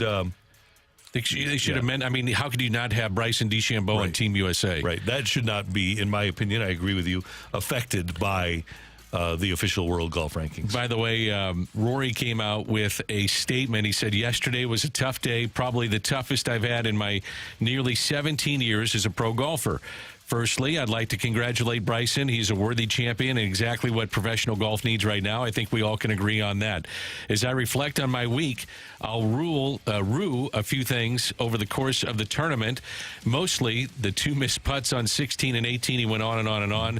But he said, I'm going to take a few weeks away from the game to process everything and build myself back up for my defense of the Genesis Scottish Open and the Open at Royal Troon. So obviously had an adverse effect on him, which you could fully understand. He's going to take a few weeks and step away.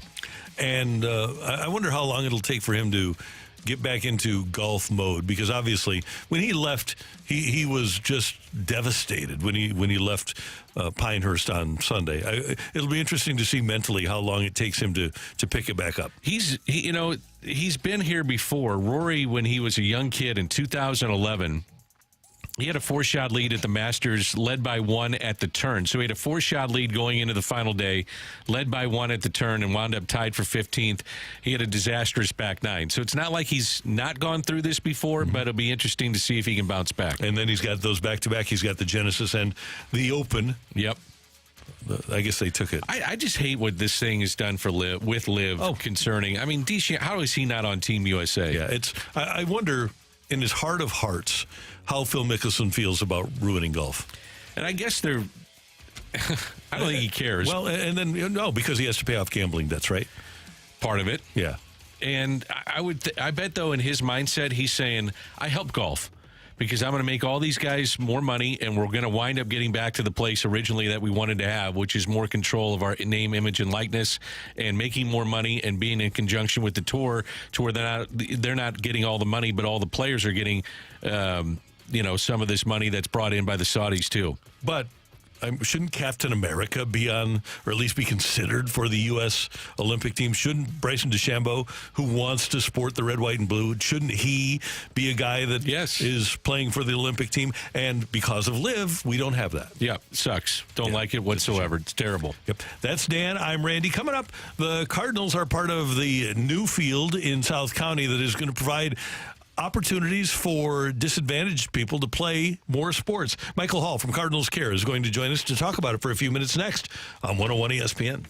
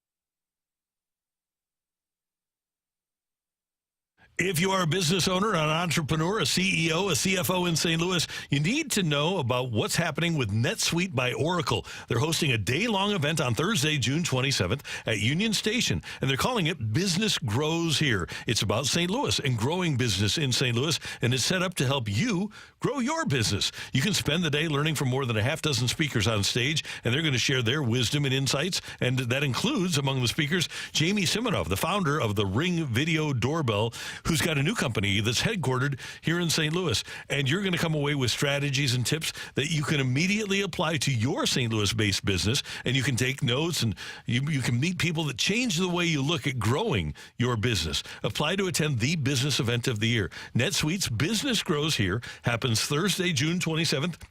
At Union Station Hotel, and it's free to attend if you qualify. All you need to do is go to netsuite.com/Missouri. That's NETSUITE, netsuite.com/Missouri. You can improve your business by going to Business Grows Here at netsuite.com/Missouri.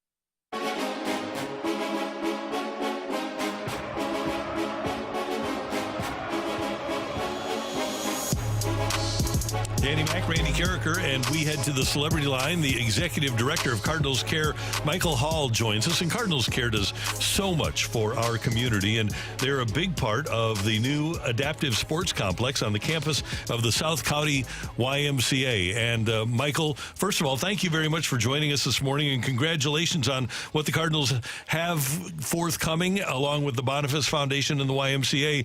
Next week, 1 week from today, is the ribbon cutting. Yeah, no, thank you. Good morning. I appreciate you guys having me on.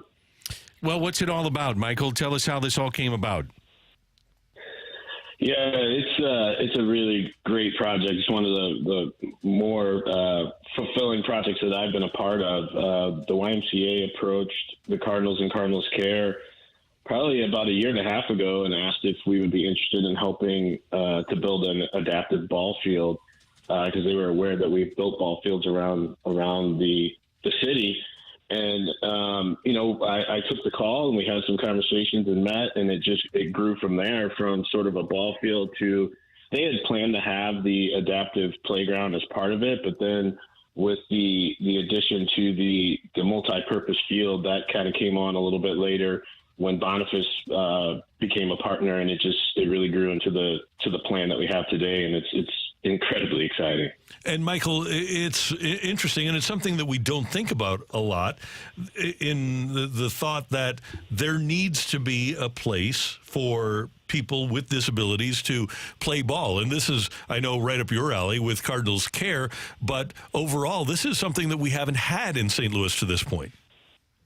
Yeah, you're right, Randy. There are very few opportunities for people with disabilities to be able to play, and this is going to be a wonderful opportunity for people with disabilities to play because of Miracle League and the YMCA and the Miracle League program and this field. It's a large field. It's barrier free. It's got a cushioned surface. It's got barrier free dugouts so that people with disabilities will be able to have access.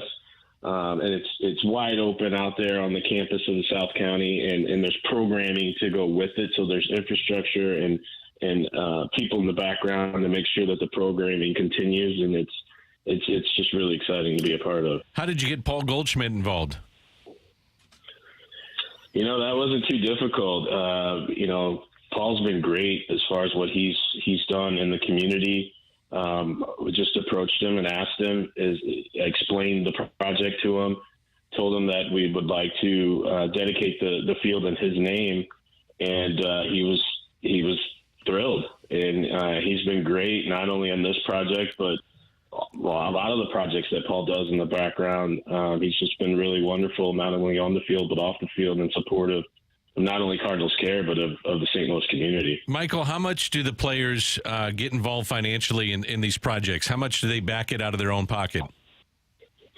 Yeah, so it varies with the players. It's a great question. Paul has been one player that has made a financial contribution to Cardinals Care each year since he's been here.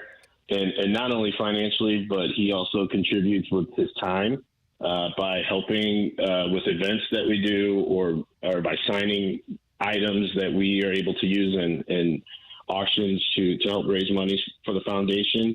There are a few guys that do contribute financially, but a lot of them give time. They give time behind the scenes that maybe a lot of fans don't get a chance to hear about or see it.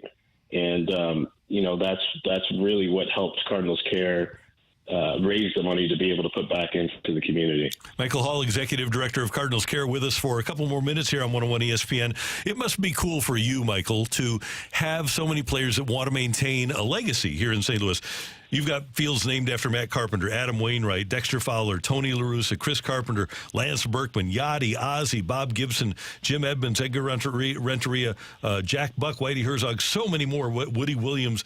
It's amazing how many Cardinal players that have joined with Cardinals Care over the year to get their names on these fields and have a legacy here in town. Yeah, that's a pretty impressive list when you hear it. I see it a lot, but when you hear it, you just realize how many guys have been a part of the ball field program. Yeah, we're fortunate, Randy and Dan. We're really fortunate, not only for the current players that want to give back and enjoy giving back, but a lot of our alumni. We have an alumni group headed by Joe Pfeiffer, who does a wonderful job of keeping alumni engaged with the team and participating with the team. So, we've been really fortunate to have the buyback or the buy-in, I should say, from our players and trying to make sure that they understand that their time and their money that they give to Cardinals Care, we are using it responsibly and we are putting it back into the community for better good. It's one thing to build the actual field, but then to maintain it as well. Michael, how's that going in terms of how proactive you guys are in maintaining them? Because I've seen the fields. They're absolutely beautiful. Dan, another good question. Yeah, that is the challenge. Some of our fields have been built literally 20 years ago, and neighborhoods change, leadership changes, and so keeping up with that is it can be a challenge. And we are in the process of going through all of our fields and sort of bringing them back up to speed, if you will, if they have been run down, if you will, a little bit. And so re-engaging with the entities that we've donated the fields to and making sure that we have those beautiful fields, like you mentioned, and for kids to continue to play on. And your next big endeavor in terms of fundraising is, I believe, the Ted Savage Golf Tournament on July 25th at Whitmore, correct? That is correct. Yeah, really looking forward to that. This year we are sort of highlighting the 04 and the 64 teams. We have a couple players from 64. They're actually a couple of alumni from 64. They're actually going to participate. We have quite a few players from the 04 team that are participating as well. It's a fivesome, so you play with your foursome and you get a celebrity as part of your group. And it's out at Whitmore, as you mentioned, July 25th at 10 a.m. And folks can get more information by going to Cardinals.com and just go to the Cardinals Care page. Michael, congratulations. Thank you very much for your time. And Paul Goldschmidt Field is going to be awesome. By the way, are you in Birmingham for the Rickwood Field game? I'm traveling today, actually, and we've got some community activations with MLB and the Giants. Tomorrow we have hospital visit, and Thursday morning we have a unveiling of a sustainable farm at the Boys and Girls Club down there in Birmingham. So really looking forward to it, and can't wait to see the game down there. It's going to be great. Well, have a great time, and we will talk to you soon. Thanks again for all you do. I appreciate you guys. Thank you for your support. Take care. That's Michael Hall from Cardinals Care. He is the executive director, and they really do. When you look at the breadth of what Cardinals Care does in the community, Dan, it really is remarkable. Yeah, Redbird Rookies is a big part of what they do, and those kids have a chance to play on those fields. And you go to some of these neighborhoods, they're not real pretty, and all of a sudden you pull up on on these fields, and they're absolutely gorgeous. And it's more about mentoring and getting, mom and dad involved and getting the proper education for kids. Sometimes it's school supplies. Sometimes it's just the simple basic necessities of life that is provided by them. During Christmas time, they're showing up at homes of the less fortunate. There's a lot of things that they do that fans wouldn't know about it, but Michael Hall does a hell of a job with Cardinals Care. That's Dan. I'm Randy. Coming up, Doug Armstrong, the Cardinals POHO and general manager for Blues, the moment. POHO. Blues. Oh, yeah. That's right. You can't be a Cardinals POHO because that's a hockey operation. Well, they cross over. There's POHOs. I feel like we know why that slip happened. Oh, yeah. True. So the Blues POHO, Doug Armstrong spoke to the media yesterday about what's going to happen during the course of this offseason and some of what's going on with the club. That's next on 101 ESPN.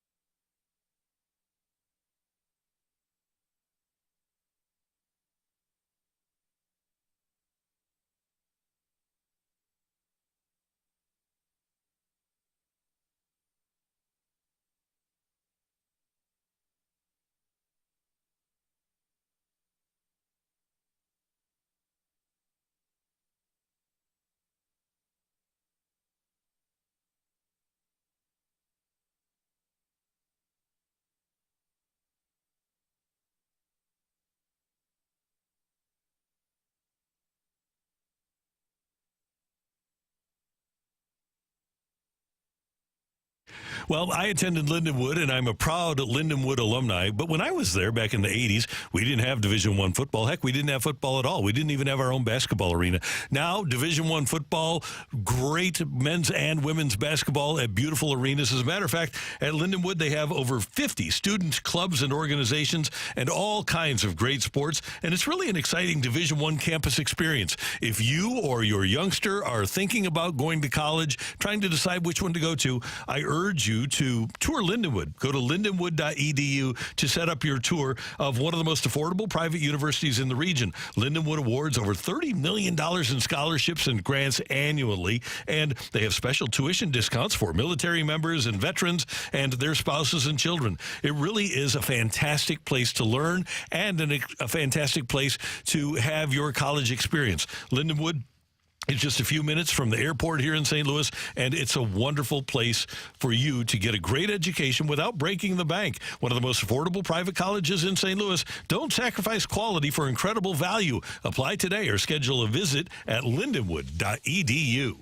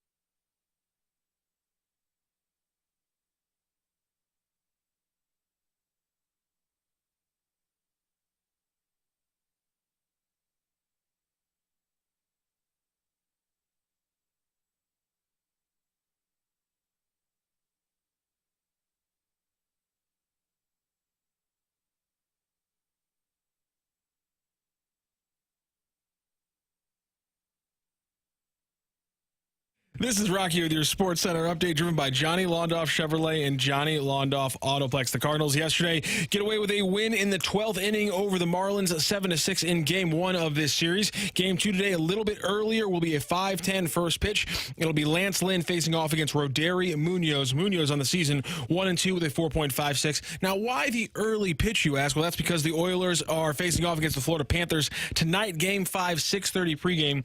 Right here on 101 ESPN. Panthers going for that Stanley Cup final win. Speaking of finals wins, Boston Celtics last night in Game 5, 106 to the Dallas Mavericks 88, and that means the Celtics win their 18th NBA championship of the franchise's history. Jaylen Brown named Bill Russell Finals MVP. He outpaced Jason Tatum 7 votes to 4. That is your Sports Center update, driven by Johnny Londoff Chevrolet and Johnny Londoff Autoplex. See them at londoff.com. Chevy, together we drive.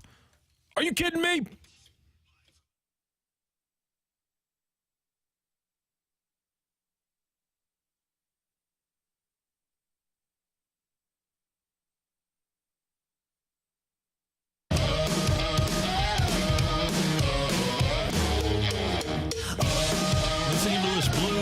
Hired their former goalie, Brian Elliott, as a goaltending scout and development coach. Doug Armstrong making that announcement yesterday and told the media about Elliott's new role. He's going to work with our development staff, and he's also going to work with our amateur staff on scouting some future players. Right now, I was a two-man staff, and we think we were just burning the wick at both ends on those guys too much. So he'll be at development camp. That'll be his rolling out party, and our vision is our NHL coach will work with our NHL goaltenders. David Alexander will sort of oversee that department. Our American League coach will then work with any non-NHL goalie under contract, so in the East Coast League or in the American League, and then Els will work with any drafted goalies that we don't have in development, and also help our amateur scouts via video and going out watching some goalies to assess future drafts. So it's a combination job. Danny, I love the idea of an organization having a guy who played the position go around and help out young people in the organization that play the position that he played. It reminds me of Jason Isringhausen, a little bit like that. And it sounds like he's going to bounce from spot to spot and get a different set of eyeballs. I think that's always good, too. He's not been with the organization. Now he comes in, get a different look at some of these goaltenders, and probably can help a lot. You know, I always just think having a different set of eyes, and then you walk into the meetings and Randy sees one thing, Rocc sees one thing, I see another thing, or maybe we combine and say this is where the deficiencies are with this particular player. We need to improve upon this.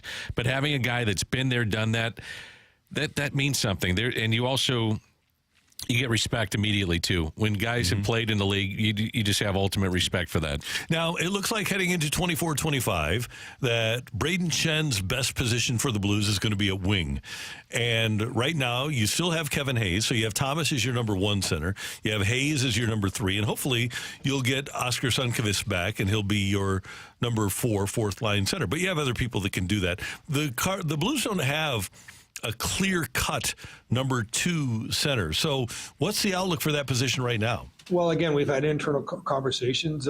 Booch can play that for us, without any issue. We've talked to him about it. He understands the value of him as a centerman. That's an option.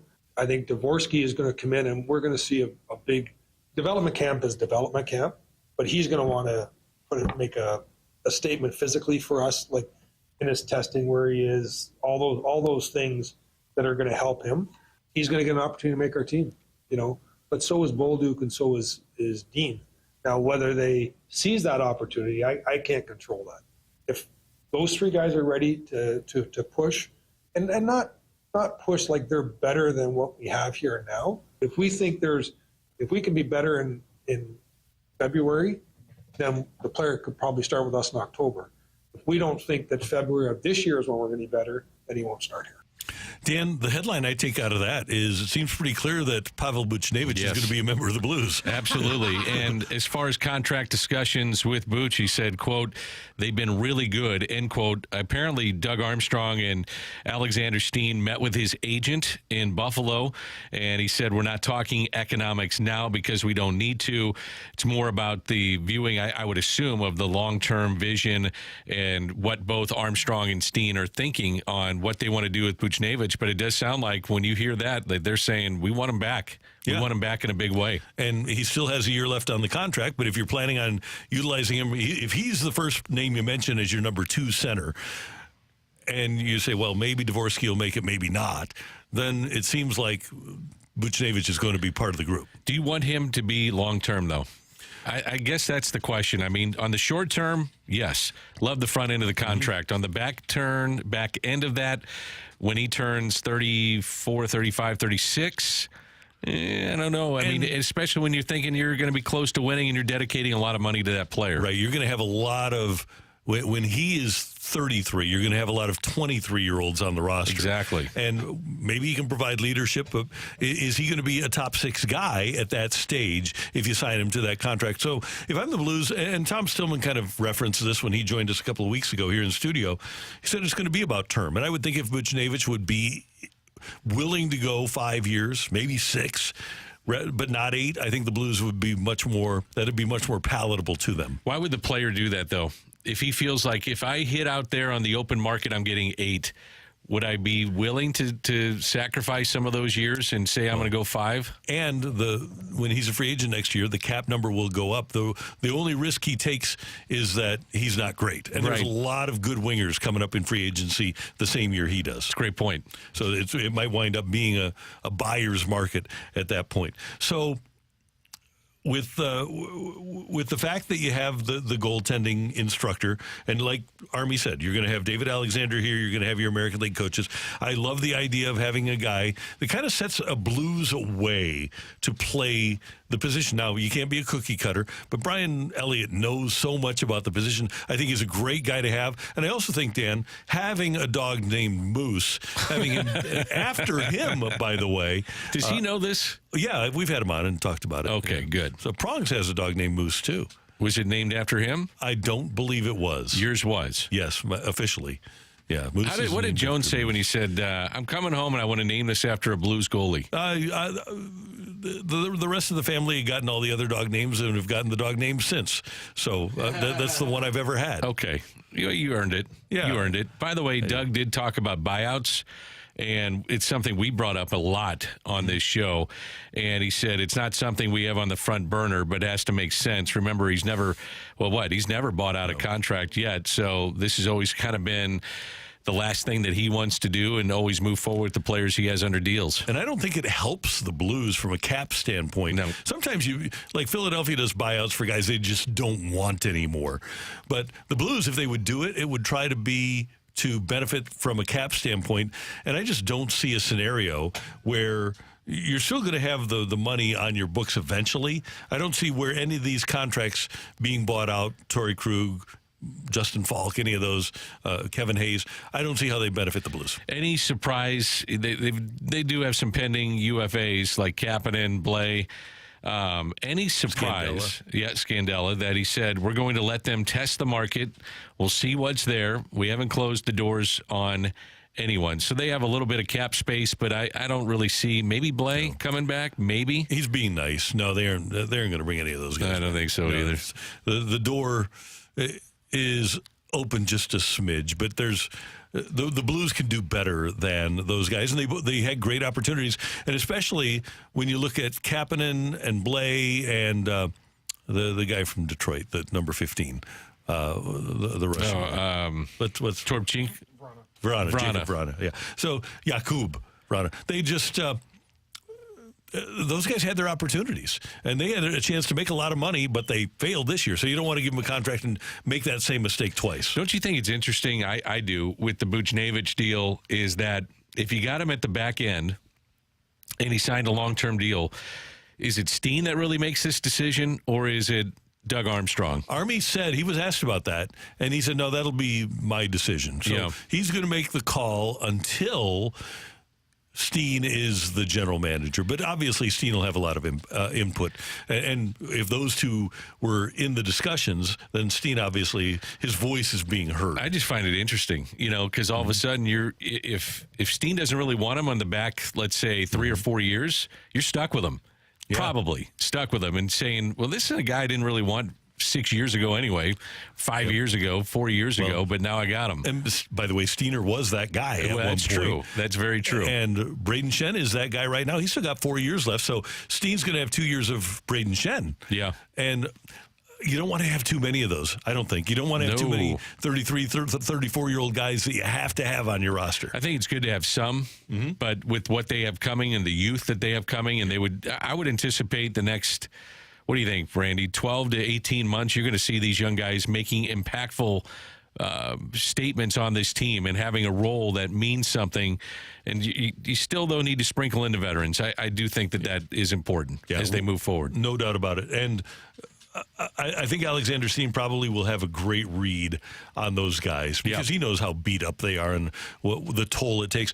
I think Buchnevich, even though he has been hurt, I think he's probably got lasting power, though. His style of game, I think, lends itself to him being able to play effectively at 33, 34. It seems like he wants to be here. You know, I'm assuming that they approached him at the trade deadline and said, we can move you if you want.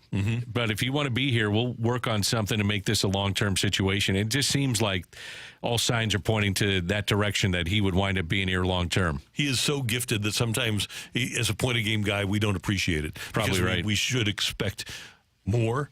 But he's a really good player. That's Dan. I'm Randy. Coming up here on 101 ESPN, we've got Rocc and Roll. And no ticket giveaway. The BK and Ferrario and the Fat Lane have a ticket giveaway. We have nothing. We got nothing to give you today. But we've got fun programming for you. Where's the S in? No, don't do this. What happened? Don't do this. Just the fast. Don't do this. No, don't do this. Okay. All right. I won't do it. I don't even know what's going on. Here, Dan. You can read that during the break here on 101 ESPN.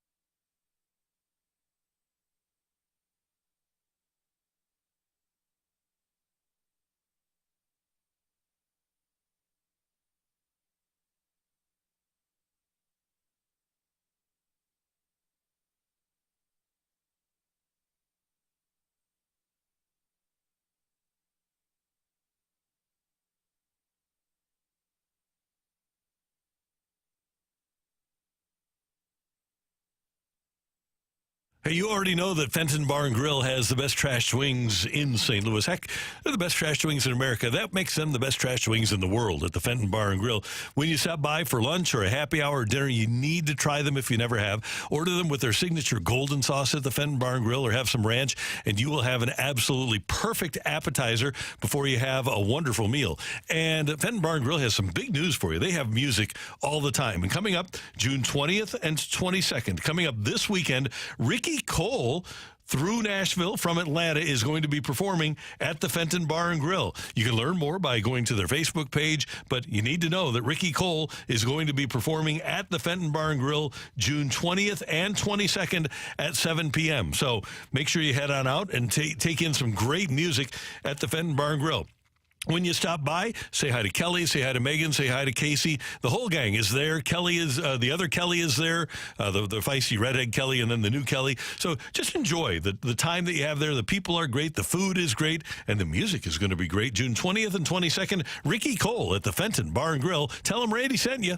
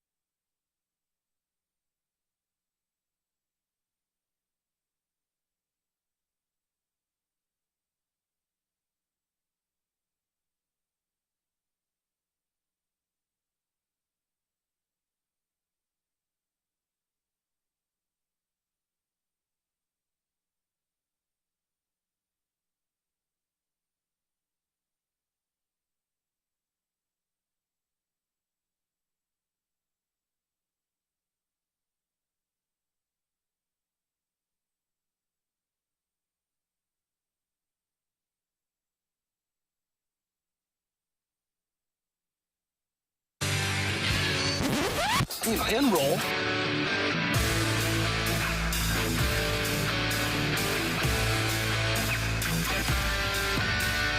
Let's rock.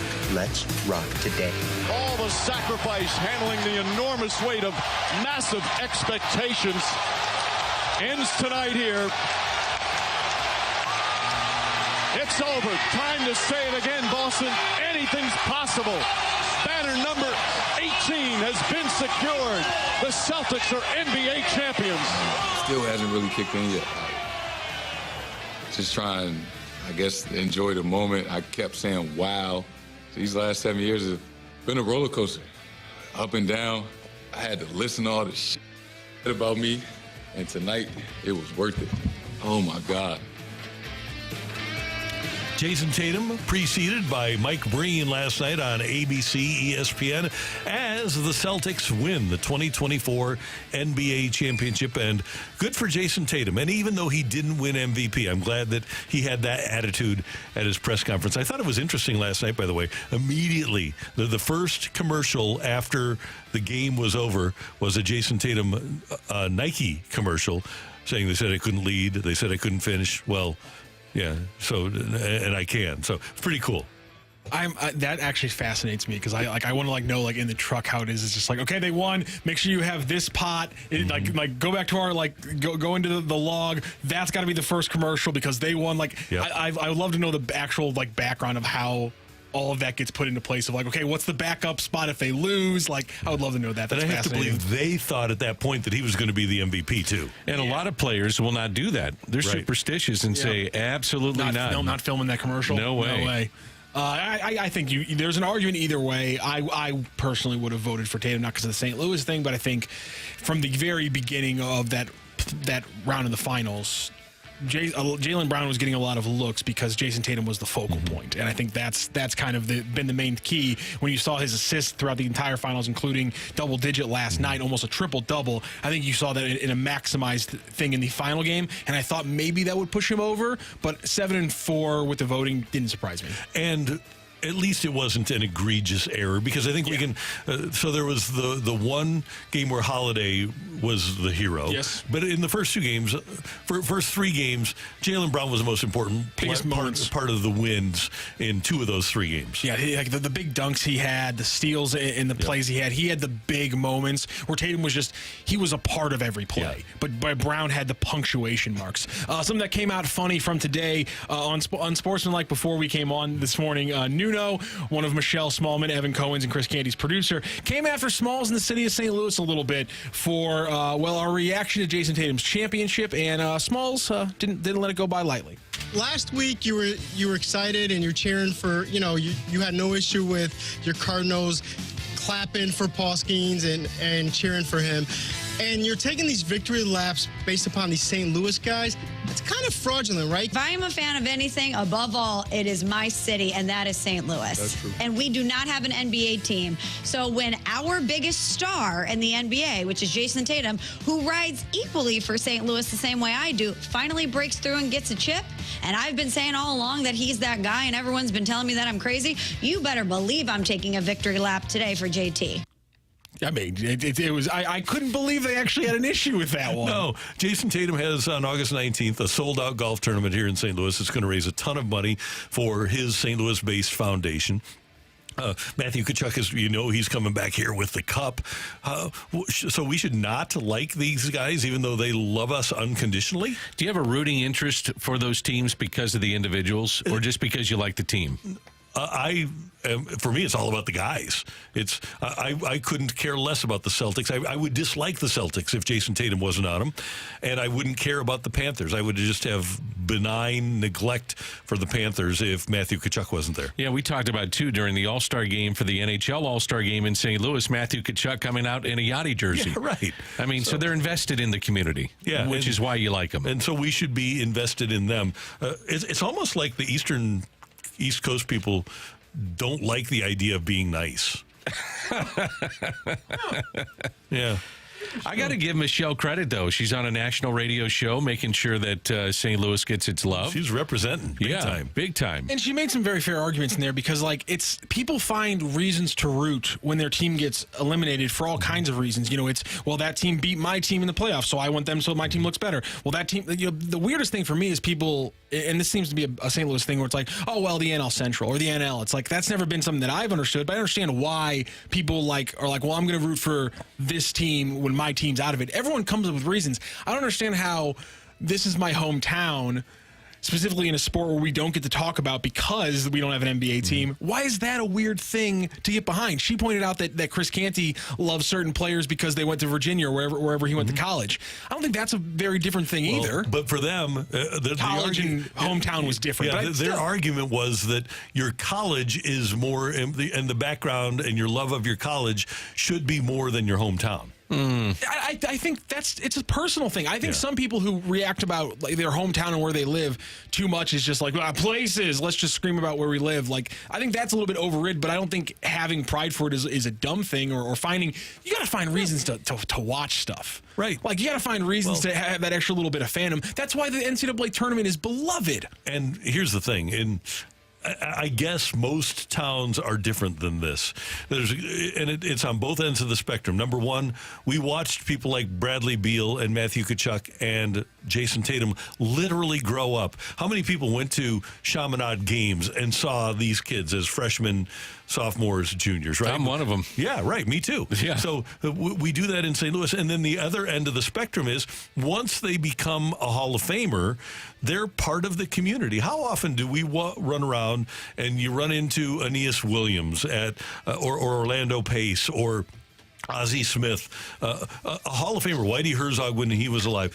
All these Hall of Famers or former players that played in St. Louis that are part of the community, something that would never happen in Chicago or New York, where you can go in and actually talk to these guys and have a conversation with them. For me, the line between the Paul Skeens ovation and this topic is so far away from each other, it doesn't even matter. It's like, I understand joking on people because of the Paul Skeens thing, because it does feel like a very St. Louis specific thing.